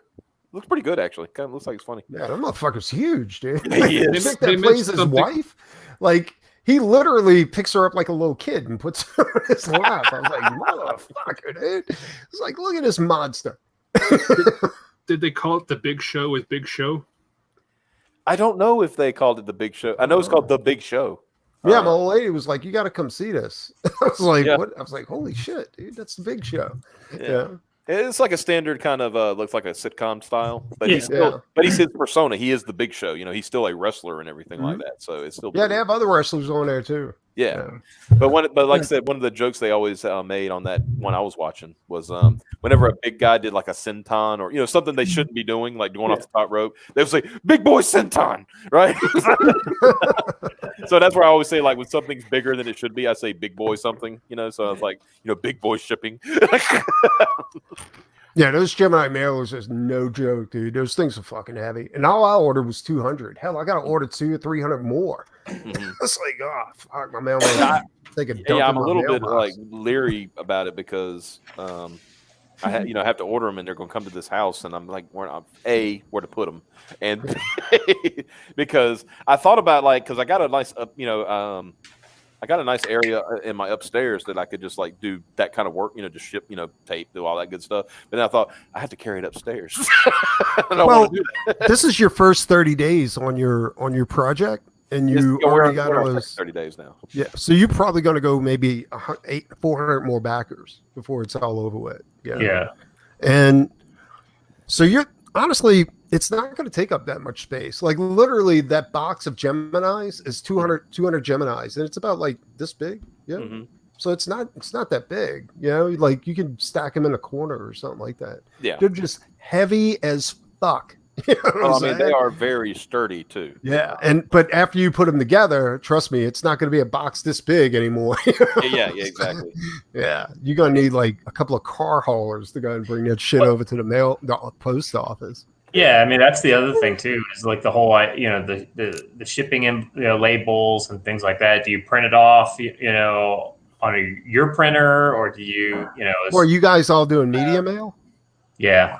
Yeah, I'm probably going to end up. Sure. Yeah, I'm not sure how media mail works. Like if you can do that from your computer, hopefully you can because I hate leaving the house. I have family that works at the post office and they've had some interesting advice about it. Apparently, we can get a bulk mail permit. Yeah. To where once we get that, we just stamp the shit on the box or print it out, just stick it on there, and then we turn it in, and that's supposed to do it. Oh, really? Sorry. Oh, that's awesome, you can do it. You can ship. You can pay the postage through stamps.com. There's a couple different ways you can do it. What about overseas? Can you do media mail overseas, or is that? I don't think so. I think it's exactly how it works. I might have I think you can do that to Canada, but you can't do it like overseas. Yeah. It's like a continental. You might be able to. But not. Did you hear that, Mike? We can get you a copy finally. Yay! That's going to be the fun part. Is like doing goddamn Canadians. No, trust me. Mike wants to be raked. He wants to be a part of the United States. Did you say you want to be raped? Raked. RAKED. Well, it just depends on how much time he's got. Well, there's a term that the Canadians use called "Day of the Rake." Oh God! You got to say that a lot clearer. Yeah. You notice I said I put that "rake." Day of the rake. Explain the Day of the Rake to them. Oh, okay. So you know how Canadians are Leafs, right? Yeah. So instead of the Day of the Rope, it'd be the Day of the Rake. That sounds so bad, dude. When all of the when all of the Leafs get raked up finally. Yeah, you can't have a day of the rope up here. No. We've Talk about a riot. We've also got Day of the Bay, which is the day that America comes together and eliminates San Francisco, San Diego, and Los Angeles. We can't just do the Bugs Bunny sawing off all of California and let it float off. Well, there's some parts of California that are all right. They don't want, they don't like those people either. Oh, okay. I don't believe in guilt by association, so those people deserve a chance. What On about the other Florida? hand, on the other hand, God is trying really hard with that fissure. I'm trying to shake you people off. Why won't you go away? Well, I've had it on the screen for about 5 minutes. So let me say Hatch 450. Thanks for $2. AEW Lance Archer 6'7" side backflip offside rope. That's ridiculous. Jesus Christ, dude, that is crazy. Yeah. So he's big as the Undertaker. That's ridiculous, dude. There's no. It should be illegal for big men like that to be able to move like that. That should not exist. I'm surprised you don't hear his spine crack in half. Yeah. That's a lot of weight to be flipping around like that, dude. Just good Foley work. Holy work. So he's saying airmail has its own rules. Yellow Lantern. So Yeah. I'm not even considering airmail, to be honest. I think medium mail should be just fine. We're looking. I'm looking into a possibility because we're going through Mixum. Yeah. For printing. Printing. Excuse me. Yeah. And they have one in here in the U.S. Printer, and they have one in the UK. Does Mixum give you a physical copy? Yes. You can do that, or you can just go with a digital copy. Yeah. Because I looked into Mixum and I was going to go with them, but then I realized they were slightly more expensive than Greco, and I've never seen an option for a physical copy. That's why I was like, Have you guys seen the Mixum sample packet? Oh no, you got one. Yeah, this is just a sample book and on the back of sample flyer, and then on the back they've got the details of what the materials are. So I recommend it's free to get. You just sign up for it and they'll ship it right out to you. It's pretty easy to get. Nice. I just want them to be able to ship an actual print proof. Yeah. That is physical print proof. Yeah, you can do that. And you might want to send it to me to look at. I will probably order a couple and send them around just to make sure we all are, in agreement. I have to say, Greco did make a mistake and sent me this. In the world, hold on. Out of order. Some SJW New Age fucking book. I was like, what the hell is it? With proof marked on the back. I was like, this ain't my proof. You guys better go back to the drawing board and figure out what's going on in your process over there. Yeah, Hatch is saying in the chat that Vinny Tartamello uses Mixum. So yeah.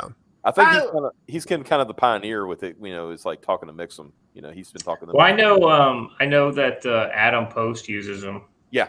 And they're supposed to start offering fulfillment. I guess they do that now, and it's very recent and new, but yeah. I think this time we can handle. I was gonna say. I'm gonna make Xavier take a week off and come and hang out with me. And it's probably best, especially for us, because we got smaller campaigns. You know what I'm saying? Is to go ahead and just do it ourselves. Yeah, I think you hit 40 to 50,000 is that point at which that I think fulfillment starts to become a real You start looking. You start maybe I need to eyeball it. You might maybe 100,000 because here's the problem. I remember EVS was using a fulfillment center. Now here's my question, right? Mm-hmm. When they overship 3 or 4 books at a time to somebody who actually only ordered one, who pays for that? That EVS pays for that. Yeah. Okay, so the fulfillment center, even though it's their fuck up, they don't pay for that. Well, but that's just it. I mean, when you're sending out 5,000 books, you gotta catch the fuck up before you know who to blame. Now, but it wasn't him; it was them. They were overshipping. I know. My point is that unless somebody told EVS about it, I bet EVS had no idea. Yeah. Well, there was that one point where, if you remember, when he had a problem. Like some people weren't getting their ash cans. Really? Yeah, like Holy shit, dude. it was supposed to be like you get one ash can and and then he had it where you could get a free one because hit a stretch goal and stuff like that, and people weren't getting them because of the way the fulfillment center saw them is like book, but not book with ash can because they weren't thinking about that everybody gets an ash can. No, you see, I'll do that. I'll do it myself. Yeah, and right. and It so, just seems like it's gonna be a and pain, but at the same time, it just. In that regard, but I was going to say in that regard, fulfillment center had to eat that and make it right because I'm a control freak. I like what John Malin was talking about, where he was thinking about a very CG not just CG friendly, but a comic book, Indiegogo crowdfunding comic specific fulfillment service that is familiar with the campaigns. Gets involved at the ground floor, understands, probably run by somebody within CG. So they understand the lay of the land kind of thing. Yeah. And the what kind of packing materials you have to use, what's the expectation, the kind of guarantee that you would need to give to the creators, for, guaranteed fulfillment. So just want to point out this. Even California hates California. I tell you what, man, California is such a beautiful state, but you couldn't pay me to live there.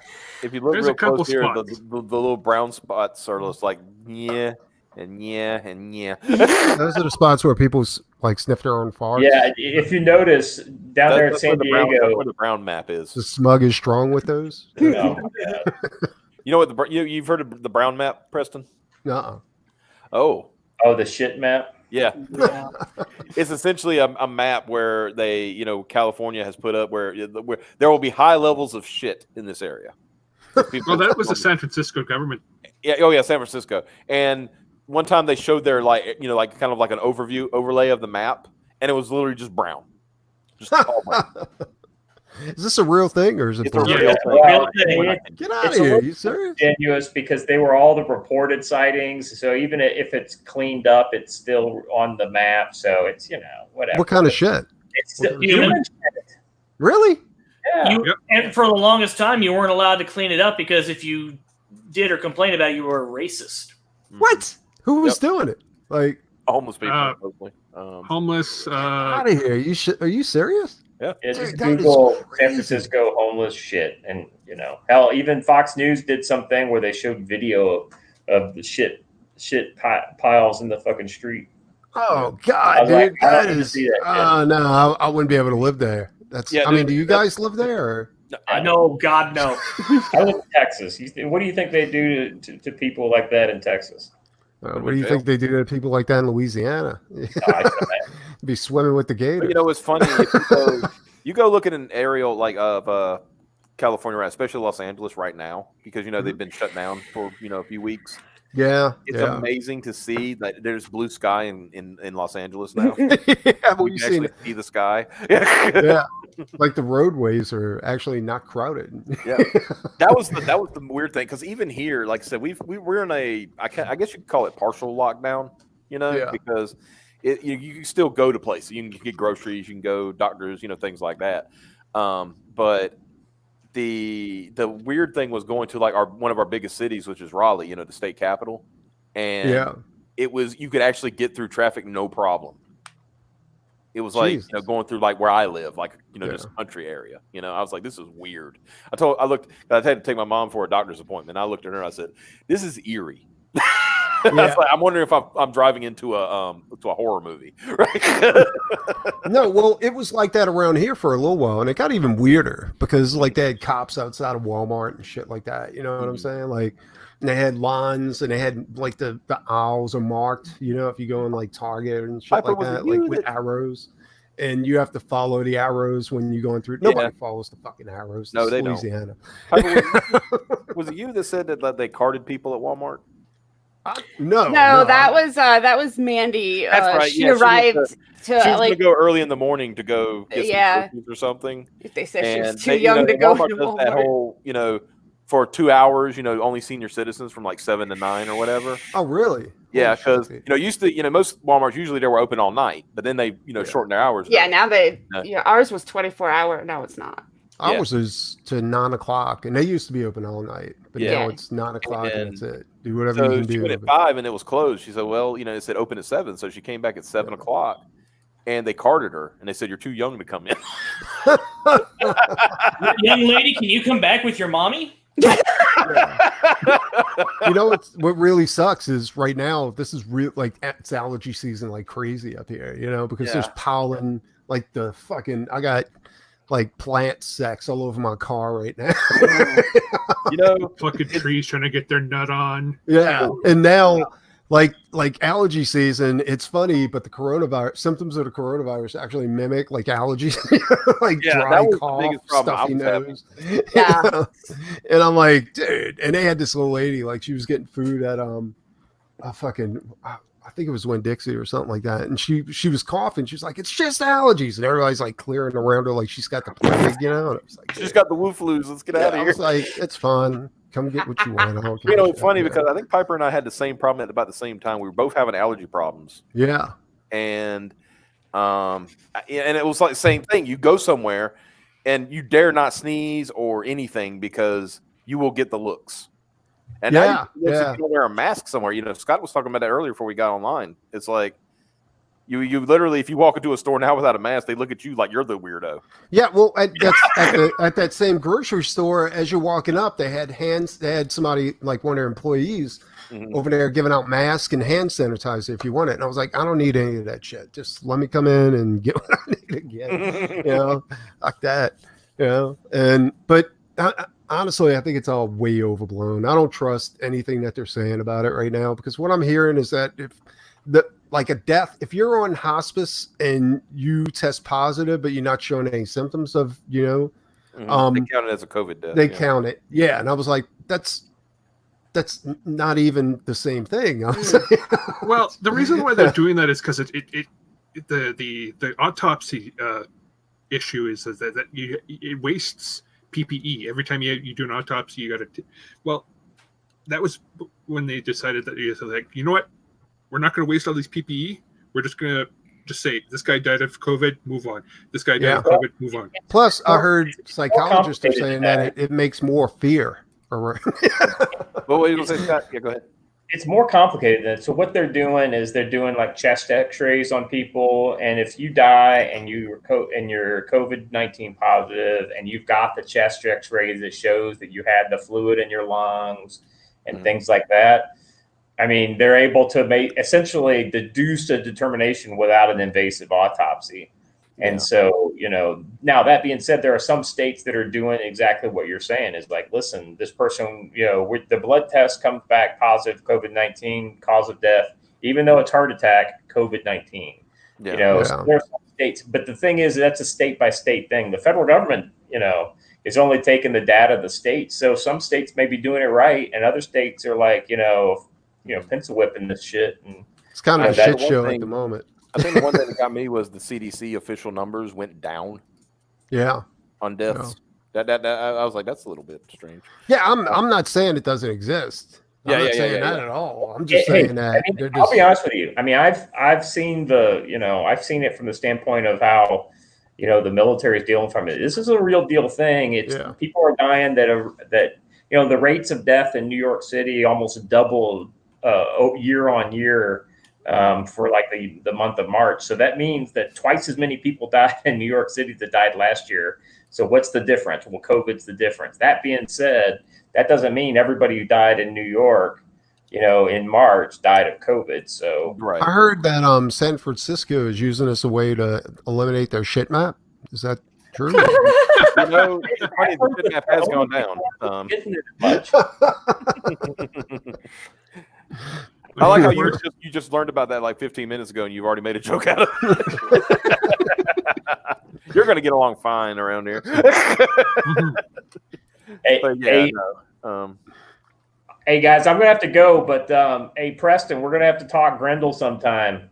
Oh, definitely, dude. I'm a huge Grendel fan. I'll be honest with you. I just don't run into that many Grendel fans. Oh, me neither. Like I found a YouTube station that actually they only talk about Grendel. I was like, this is great. So the artist that, you know, if I had my dream to draw any book, and the reason why it could never happen, it's the guy who did those 6 issues of Devils and Death. You know, for the Grendel Tales that died of a brain tumor. That was the fully painted one where it took place in Louisiana and it was in the future. No, Something one hell. That was 4 Devils, 1 Hell. Yeah. This one was the one that took place like in Eastern Europe, and it was drawn and written by that Croatian creative team. Okay. The artist's name was Adevan Bajukovic or something like that. But look his shit up; it is amazing. I think I had that one. It's I used to collect the little mini series that they were doing. And I would suggest anybody who's putting out books right now to follow Matt Wagner's model, where you put out micro series, and that way you give people a chance to jump on. You know what I'm saying? Like with Peregrine. And all his stuff's been collected now in the omnibuses, so you can catch up. Yeah, like that's a really good model to go by. And the new series too. You should check out the new one, The Devil's Odyssey. Oh, is that a new one? Oh, dude, it's amazing. It's him and his son are putting this one out. When does it kind of take place? It's in the future. It's the Earth is being destroyed because all the Grendel factions are destroying each other, and it's with Grendel Warchild. Yeah, Grendel Prime. So the Grendel Prime, is he part of it? Yeah, he's the main guy. Like he's trying to. You got to read it. It's fucking weird, but it's like a heavy metal fantasy, dude. It's crazy. Yeah. Sorry, guys, to derail the show No, it's fine. I was just reading Piper's chat, her tweet a minute ago. Says we're killing time waiting on one more item needed to the update campaign. Come chat with us. What are you looking for the update? She's waiting for the new trailer. I got you. Yeah. All right. Well, hey, I gotta go. So I found out that I've forgotten my anniversary, so I need to call my. The good news is that my wife forgot about it too, and it was our daughter that asked her about it. So technically, you shouldn't be getting in trouble, but you. Well, yeah, I was gonna say she forgot too. You know, yeah, but you forgot first. It's not that big a deal with her. My wife will not let me buy her flowers because she doesn't want me to waste her money on flowers that she doesn't pick out. Yeah, no, mine's like that too, actually. All right, guys. Hey, I gotta let you go. I'll talk to you later. Hey, I look forward to the update tonight, guys, and we'll be in touch. All right, brother. You have a good one. See you. All right, later. Awesome. Hey. So, beta trailer is up. Let me know. All right, y'all entertain while I take a look at this. Okay, cool. I don't see it, so you go look at it and approve it. We were like, I'm gonna go take a look. Where that? Caleb, you're killing us over here. With regard to like going through a publisher, like working with Peter or something. My personal opinion, you guys, and this is just my personal opinion. We're not doing anything. We're not making any decisions or whatnot. I don't know if we could do a retail version of Perry, even if we put on a new cover and dropped the paper quality. What you want to do if you do a retail version? This is only my take on it. Right, it's hypothetical. It's all hypothetical. It's like because I had planned like if I ever decide to do a Doc Salem retail version, this is how I would approach it. You want to play to the collectors out there, right? So they're not going to get the first appearance of Doc Salem unless they go on eBay to find a copy, and it's probably going to be a lot of money because the print run's going to be low. So what you have to do is you have to introduce a new character on the retail version in an epilogue or something like that. You see what I'm saying? So like either a new villain or a new hero or something like that. And then it'll be a collector's, it'll be a brand new key issue that they can get, you know? So I think that would increase sales. So it's just not a reprint, you know, with a new cover, you know? I was thinking maybe just split the book in half. Yeah. Chop it right in fucking half. And leave it on like fucking. Actually, I was thinking thirds. Just do thirds. Yeah. I think what I honestly, I think what I'd rather do is I'd rather have a brand new story just specifically for the retail market. And it's like, let's get the retail market into the Reconstruction. Oh, that'd be cool. Yeah. And Like a just be limited series. Yeah. Yeah. No, I'm totally just down. know that I would completely love to see any book I worked on actually be on like shelves. So you know what's crazy is I feel like that would be super awesome just to see. I was thinking through comics over at my buddy's shop, and I ran across a book I did like fucking in 2006 or 2007. I did a backup story for Jesus Hates Zombies. You know what I'm saying? And it was called Bobo the Clown. And I was like, and I found the issue. I was like, get the fuck out of here. That's cool. Crazy, dude. But yeah, no, the problem is this. You want to make as much money as you can off of that first story and that artwork and everything you put into it. You know what I'm saying? So if you make $40,000 or $50,000, that's fantastic. But you want to remarket that in retail. That way you can still make more money off of that original story. You see where I'm going? So you want to try to juice that as much money as you can out of that original book that you put out.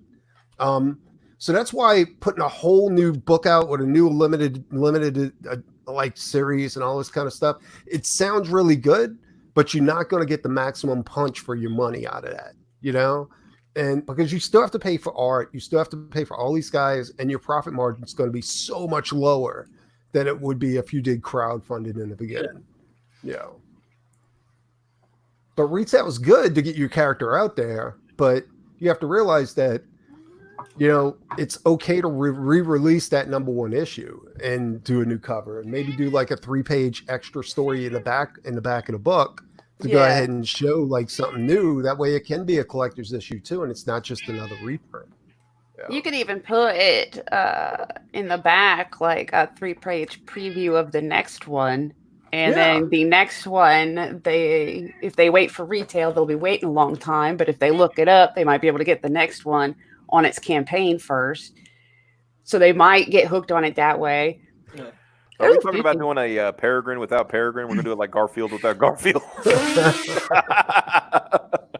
Everything is the same except Peregrine is missing. I know, right? Like, I like the way your boy did it, Sweetcast, with his Downcast with Alterna. You know, like he made all the money he was going to make off of that book, and then he re-released it with Alterna. And I like that because I'm a big fan of Alterna because I know that's who I would want, honestly, absolutely, to because work with. I'll be honest with you, like I've dealt with other publishers, and they told me straight up, we're not going to push your book. We're just going to publish it. Like, it's up to you and the creative team to push the book.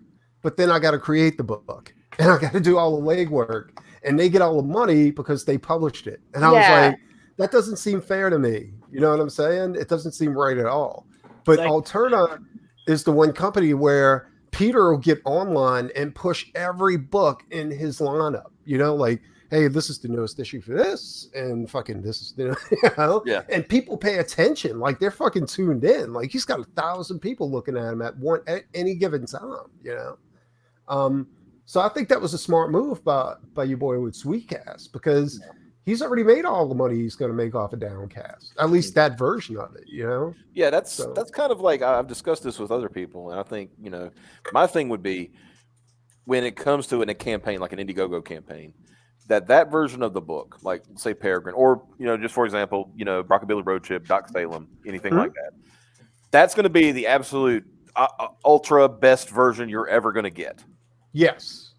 Now, if it ever goes to retail, and I'm saying retail like, you know, Amazon or anything like that, you're not going to get that version of the book anymore. No.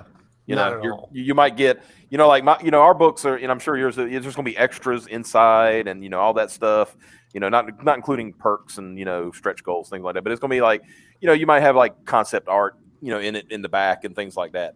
But a retail version is not going to have all that. It's going to be book. That's it. Yeah. You know? Yeah. That's another way to make it different. That's what I was did a retail version, make it 3D and put a pair of 3D glasses in there. Yeah, something different. Like, that'd be awesome, dude. Mm-hmm. But it'll have to be different from what you're giving as the Indiegogo version. Your campaign. That's what I'm version. saying. Like, make it 3D. Make a 3D version where they can open it and just put your 3D glasses on, dude. We can all look ridiculous wearing our 3D glasses. It'd be awesome, dude. I ran across an issue of the Max #1 where it had 3D glasses on the inside, and it's a 3D book. I'm like, this is fucking. I didn't know this existed. You know what I'm saying? Like, and this is an Image published book back then. I had no idea they put this out. And I'm like, and the 3D glasses are still inside the book. I'm like, fuck that, dude. Got to take this one. But that's cool, because even the people who backed you on Kickstarter will go and buy that book because they want that version of Peregrine, you know? And I'll be honest, like, Peregrine, the way it looks in black and white is phenomenal. Like, if you made that black and white with 3D, like old school 3D with blue and magenta, that should be crazy, dude. Mm-hmm. So, Pipe, for the updated thing, I think we might have to wait.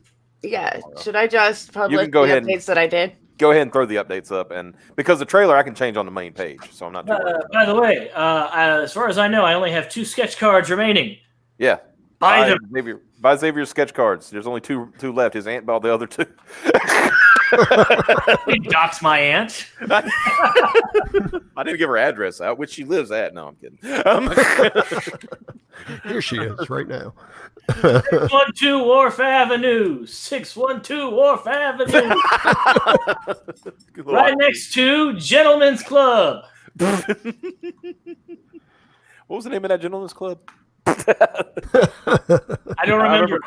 Carl called it that. He went he stopped himself from saying it was the strip joint. Yeah, you see, this book's gonna look phenomenal, dude, when you guys are done with it. Like, yeah. I'm looking at the art right now. Like, everything you guys have up, this is definitely worth the money that you guys are.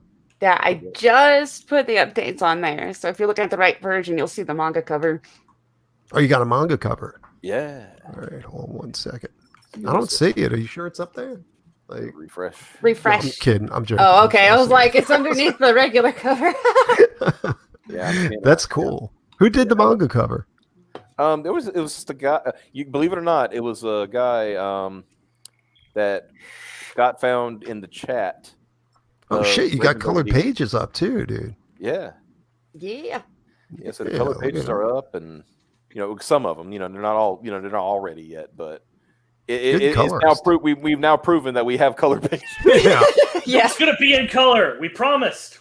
Yeah, you do one version where it's just black and white. Like campaign, it says Peregrine Wings of the Falcon will be a feature. A feature 48 plus pages, perfect bound pages of full color action, full color, and people still have. Is it gonna be in color? Yes. Yes. We're only doing one book in black and white, and you can't have it. Oh, people want me to show it. Okay, hold on. I'll show it, but there will be a new trailer, ladies and gentlemen. But it's still being worked on. So. Yeah, so the new trailer will probably update sometime tomorrow. Yeah. Because I'm going to bed after this. I'm digging the manga cover. Like, that looks badass. We're going to take a look here. It's like everybody has seen this. Everybody knows about this one. Am I sharing? That's such a great cover, too. I'm digging that one. And then there is this. Finally, people get to see the full version of the manga cover. Manga. Yeah. I really like this area here. It's good. Yeah, I like how the boobs are pointing 2 different ways. Like, yeah. It's gynax titties. You need them. If there's manga, it has to defy. Absolutely. It's just her top. It lifts and separates. It's great. It's the boob window that makes it look that way. Yeah. It's not. They're not actually pointing 2 different ways. It's just The thing I love about a good supportive undergarment is where it lifts and cradles. Yeah. And here's some colored pages, ladies and gentlemen. Yeah, your colorist is really good. You guys picked well on this one. Yeah, she's really that was some Scott's. She's doing Door Kickers. She's doing Super Harem, Wenger's book. Yeah. And she's also doing College of the Dead. So yeah, I was that's what I was talking to Micah about. Like, the colors we had on 3 nights, like that dude, the first one was horrible. And I kept like I suggested him because I seen something he did in the past that was decent. But then he started like, I don't know, dude. And I think he forgot how to color. And he wasn't using light. like for some odd reason, colorists don't think they have to use light. Yeah, they don't like source and all that good stuff. Yeah, but this guy, he knows what he's doing. Like he pushes the background to the background, the foreground's in the foreground.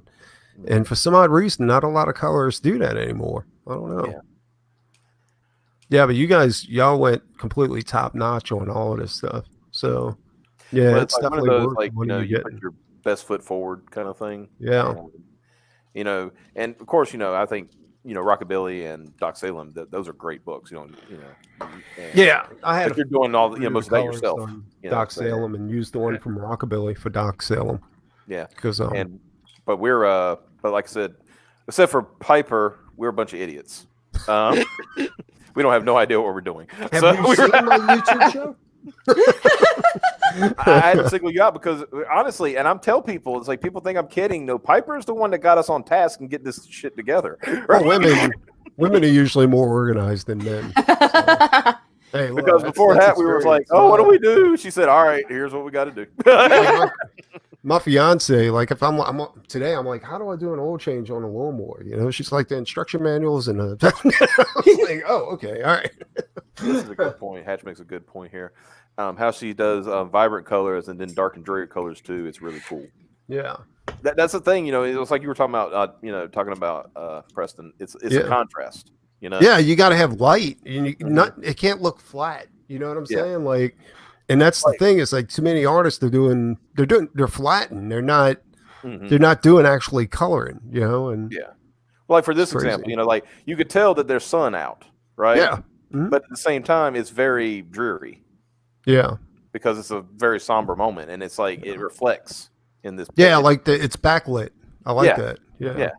So while yes, it's very it's lit up, and you can you see it's daytime and stuff like that, but at the same time, it's a very somber moment. And plus, the colors aren't very vibrant right there, and that's a good thing. Yeah. And then you go down, and then you get more, like you said, more colors. More stand out. Of course, that's just bleed over, obviously. That's really cool. Oh my God, she's like PewDiePie. She has no legs. No legs. Peregrine, floor gang confirmed. How does a peregrine hunt without legs? Who's the pervert in a wheelchair? That's looking at a butt. That's every freaking time. Poor guy. Every freaking time. It's just like he's staring at her ass, Thank you for getting dressed in front of me. I didn't ask for that, but while you're here, right. Thanks. I mean, I'm dead from the waist down, but thanks for making me actually feel it down. Bastard. He's got a very good story. He's one of I'm not going to say nothing, Piper. Don't worry. I saw you looking at me. He is a pillar of this universe, and that's the way I'm going to leave it. Is that the best way to say it, Piper? Yeah. Okay. Let's see. Okay, now we need to get you on the big shows. So I want to beat deadbeats. Yeah, we do too.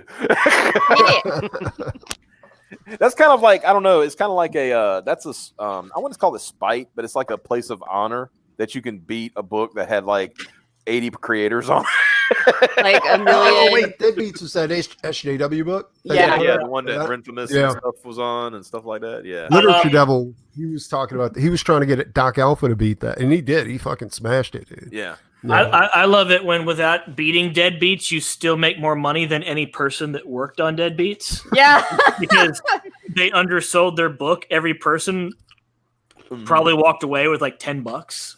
Yeah. All right. Somebody calculated it, and I think they get a couple hundred, but they didn't. Then they said they didn't calculate the printing and shipping, and I was like, yeah, printing and shipping is very important. You have to calculate that. Yeah. Don't do like Micah did on Inglewood, and he forgot. What is it? He forgot.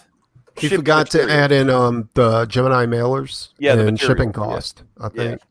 He had shipping costs, but he forgot to add the cost for materials and things like that. I was like, I like this. Like, after watching her change, I bet he's a pillar.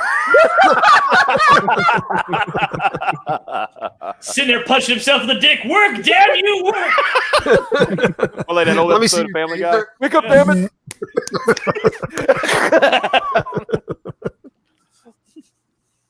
That's awesome. Who is he anyway? Is he supposed to be a like a relative, or He's Almost. a friend. He's a family Okay. friend. I think that's why I want to leave it right now.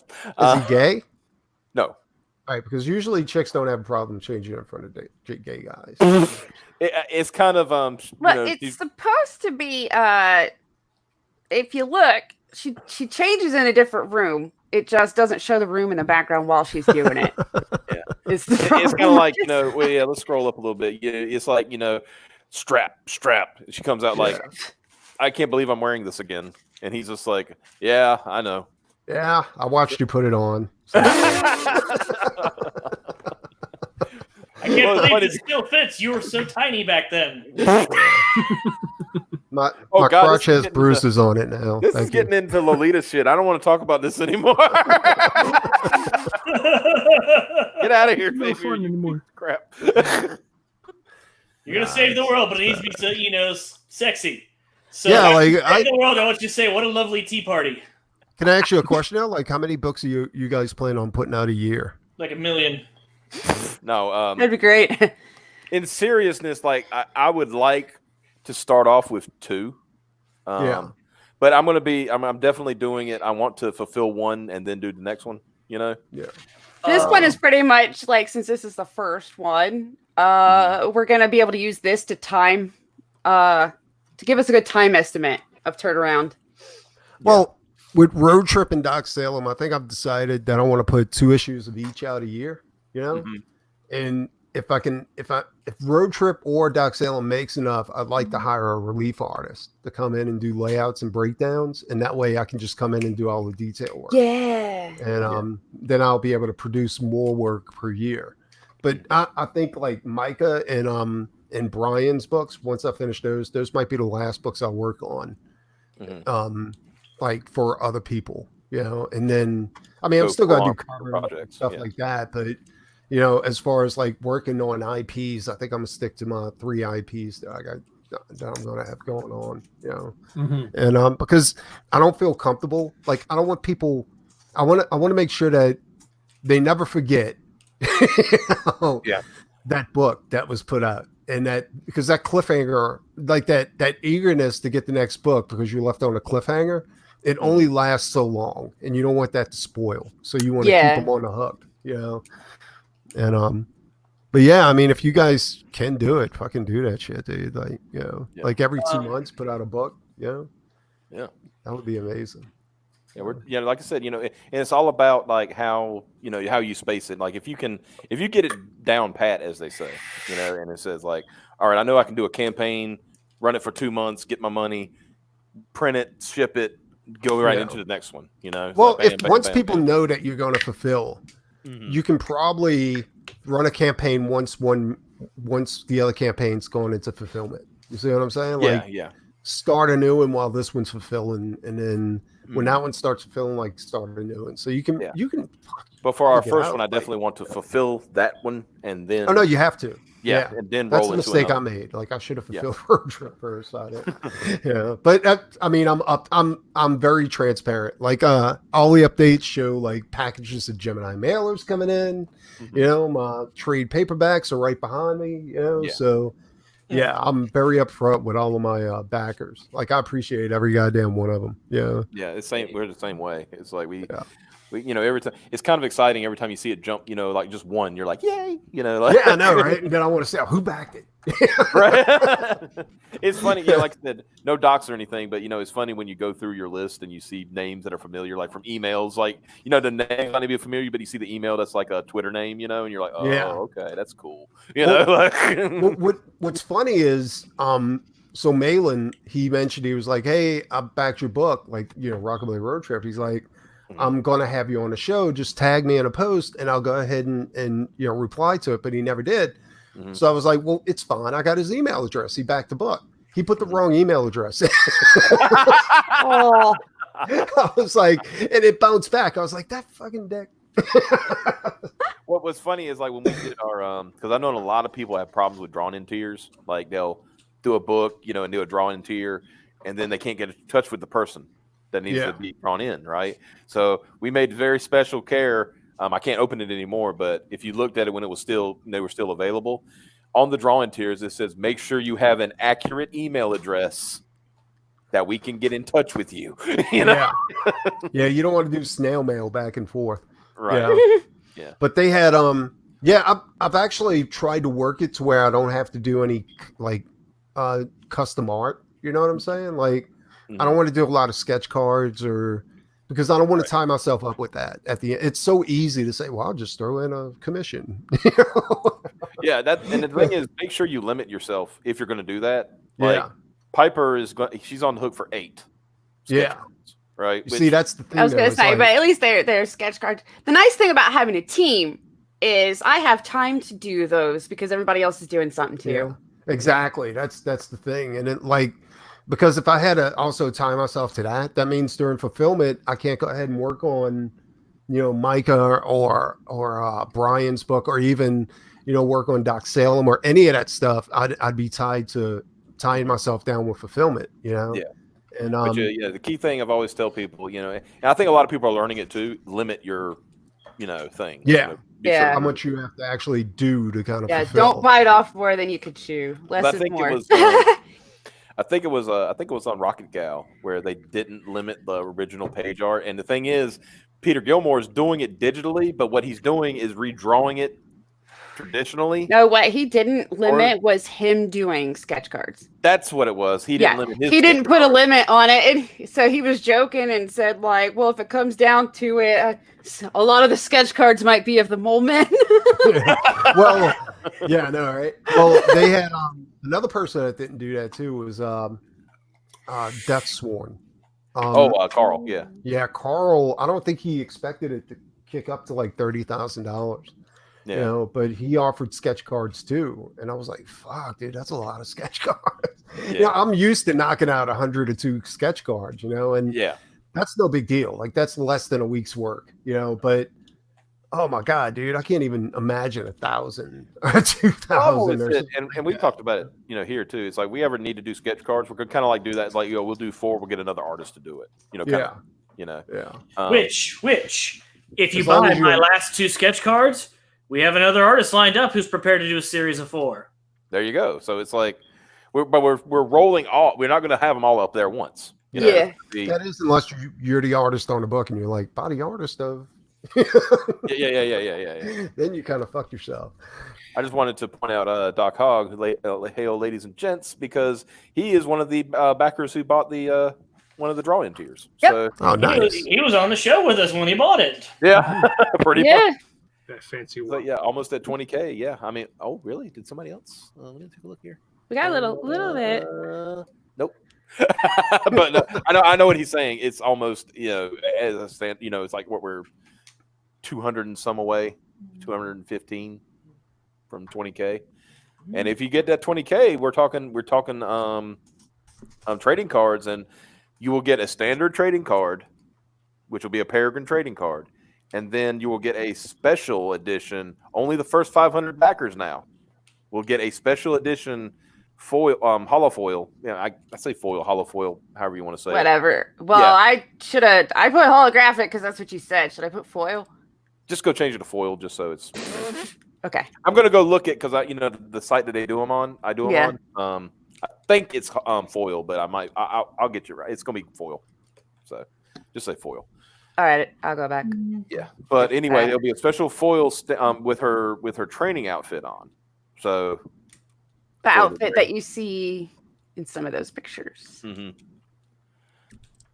Look forward to having my ugly face made to look good by your artist. Yeah, holographic something different. We need to make sure that we specify it's foil. Holographic is another can of worms altogether. Yeah, that's crazy. Yeah. I don't even know where you get that made, dude. Like, I found a way to get metal trading cards done, and metal bookmarks and metal covers and stuff like that. But that's got its own pitfalls, though, because that shit, once it bends, that's it. It's done. Yeah. So it's a matter of trying to keep it straight until you get it to the person. Right? Yeah, right. Yeah. I mean, it sounds good. Hey, I got a metal cover. And so it bends. It's like, God damn it. Never get it straight again. You gotta do it the Connie Mark way. It's the not chromium cover. Yeah. Did you see that, Preston? Why is this so tiny? Yeah. I kept telling you, okay, for some reason, yeah. I kept telling you in there, I was like, this looks really funny because the Inglewood one is tiny. And the Cider Hype one is big. That's going to look so nice on the back of your cell phone because it's so tiny. Why does everything go wrong with our campaign? I like that cover. The top one with the two chicks flying like Peregrine. Yeah, that's also a That's also homage to a cover as well. It's homage to a Power Girl and Supergirl cover. Yeah. That is. Wait, one of them's not Peregrine, is she? Peregrine's right here. This one is. Oh, that one. Okay, because the chest window looks weird. Yeah, they. Artist interpretation. Yeah. It isn't quite right, but it's whatever. You better protect that shit like they do Superman's S. Yeah.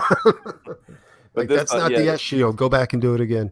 This is Star Supreme. That's guy named Cider Hype. That's his character. And all right, cool. So we got a lot of superhero stuff coming up. So we're trying to push that and then look at this. Who's this guy? Oh, look at that. We know him. That's the CG for Zeta. Yeah. Dude, that's like honestly, you say for but I was when I was talking to somebody about it, I likened it back to you remember those cards that you used to get in the Marvel Masterpiece cards, Joe Jusko and things like that. Oh yeah, that was way back. Yeah, way back. I thought about that, like Alex Ross, type, those painted covers he used to do and stuff like that. And by the way, I should mention this is going to be a virgin cover. Oh, no logo? No logo. It's going to be no trade dress, I think. Well, maybe what I would put a trade dress if I was maybe small, like a little bit. I'll put it on there for you, and we'll see what it looks like. No. All right. We'll do it. We'll do it both ways. You can make a raw cover with the sketch too. That's true too. Yeah. We can the have possibilities. A lot of fun now. As they say. Give me your money. And I like this one. This is funny. This is Piper determined to beat dead beats numbers, so max cover quality. You guys ain't that far away, to be honest. I mean, no. When you look at $10,000 away from beating deadbeats, yeah. So, and then we're just going to start going to the bigger numbers. Less than 15,000 away from beating deadbeats. Like I said, then we're going to start just going to bigger numbers. We had to restructure the rest of our stretch goals because repeatedly going up by 5,000 was going to kill us. I don't think you're going to do that in 30 days, but maybe when you go in demand. We're going to be in demand for a little while too. So, because I've noticed, you probably noticed it too. A lot of campaigns have picked up recently, when it looked like they were, just kind of, just a little drib drab here. Like look at Brian's, 6-gun gorilla. Yeah, but that's the weird thing. Like, I don't think Brian pushes his 6-gun gorilla enough. Like, he does enough like good shows. I just don't think he pushes it enough, like on social media. And he should. And Brian's a super nice guy. Like, to the point where maybe he might be too nice sometimes. Yeah. But he should be making over $10,000. You know what I'm saying? For the 6-gun gorilla. Which I'm glad he did. I'm glad he popped over that. Yeah. Yeah. And I've signed up to do his next issue 8. His artist sticked him up really bad. Yeah. And it really pissed me off. I was like, dude. Oh, you're a CG? Well, Yeah. No, this wasn't a CG artist that he got. Well, I know it wasn't a CG artist. I'm just saying the guy was like, from what he told me, they abandoned him. What happened was the guy got paid and he decided, why do I have to do the work? Oh, wow. That's an interesting way to look at things. It's like, well, I got my money, so I don't have to work. Like, wait a minute, hold on. Yeah, exactly. And that's that. I told Brian. I told Brian. I said, dude, never pay anybody up front. And he was like, I said, I'll tell you what, I'll do your next issue. He goes, okay. You want me to pay you up front? I was like, don't fucking pay me up front. You learned nothing. No, Brian's a good dude, and he's just like everybody else here, trying to navigate it.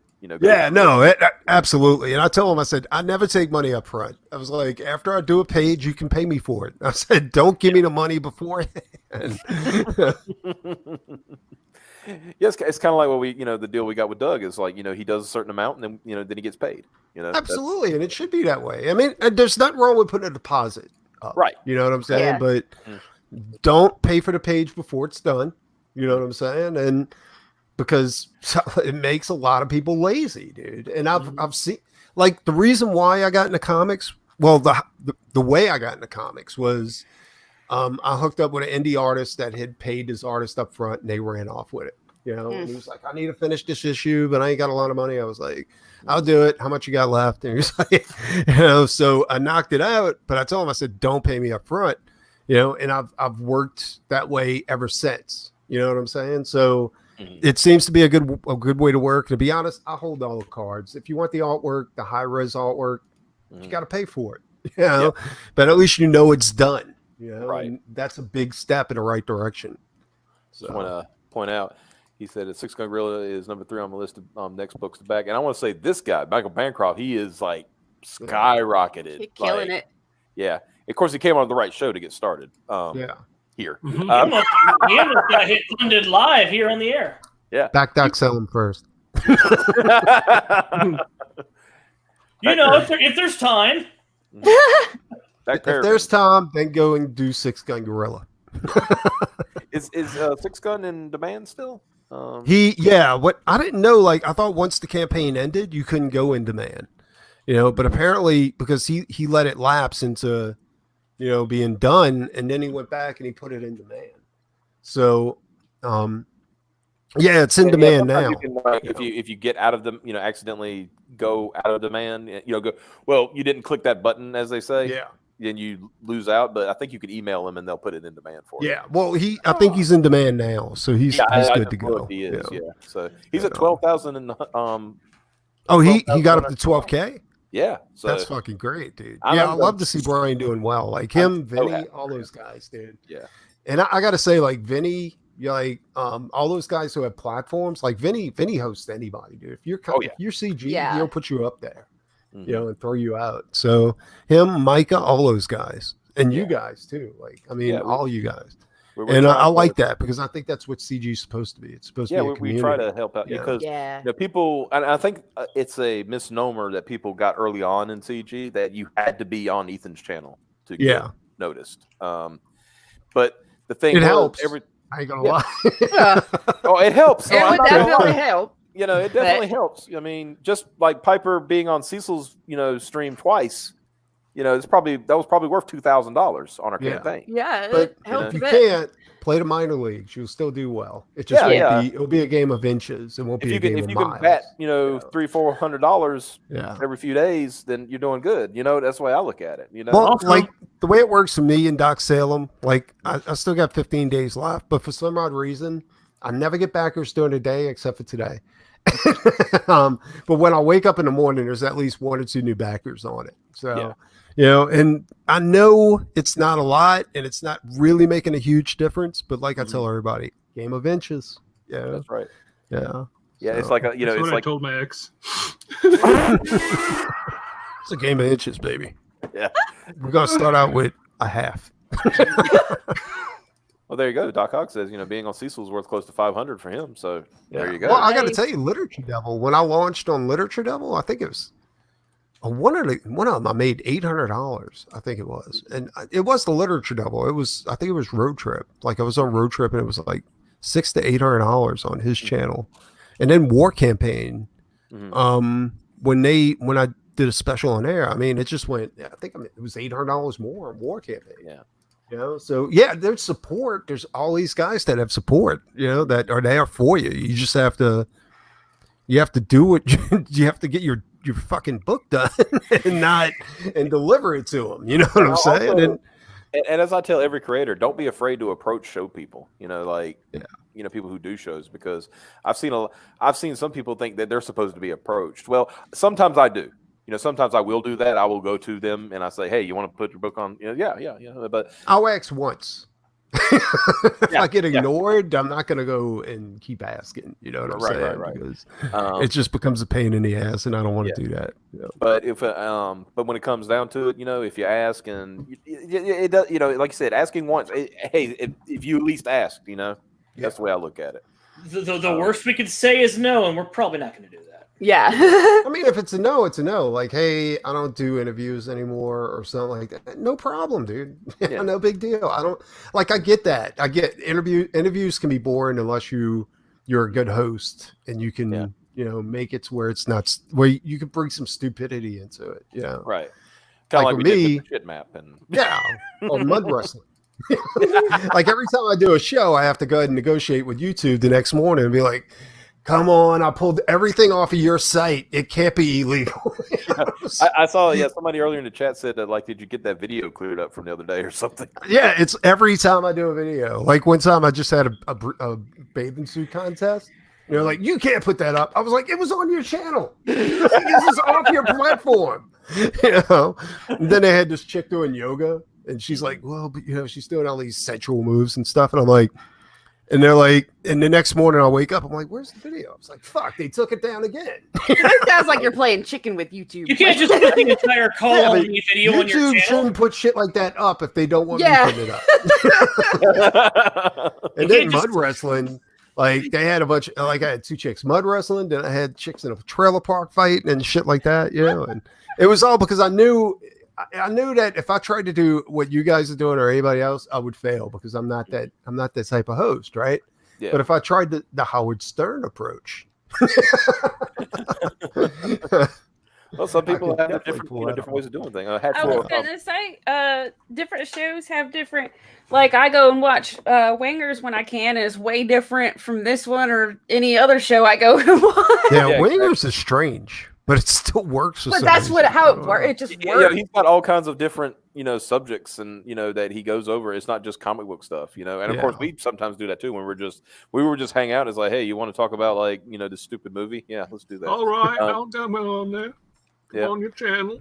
Hatch 450 says, GPR Grave Host won me over as a fan when Nick Rekieta came on, and I want to say, as far as Nick Rekieta goes, stay tuned. Yeah, I gotta head out. It's getting late. We're about to close out anyway, because it was late. We were trying to we were hoping to get the trailer done so we could show the new trailer, but it didn't happen. We'll show it tomorrow. So everybody, thank y'all so much for joining us tonight. And now you know who's going to be the third cover artist, Mr. Preston Acevedo. He is world breaker right here. He's gonna knock it out of the park, I feel. And like I said, everybody who's already backed, pay attention to your emails. We're gonna take care of you so you don't feel like you have to refund and get this version. We're gonna go back Doc Salem. And go back Doc Salem immediately. But back Doc Salem, back all these Confiscate books and everything. So we will see you maybe not tomorrow night, but definitely Wednesday. So, and I'll talk to you about that when we get offline.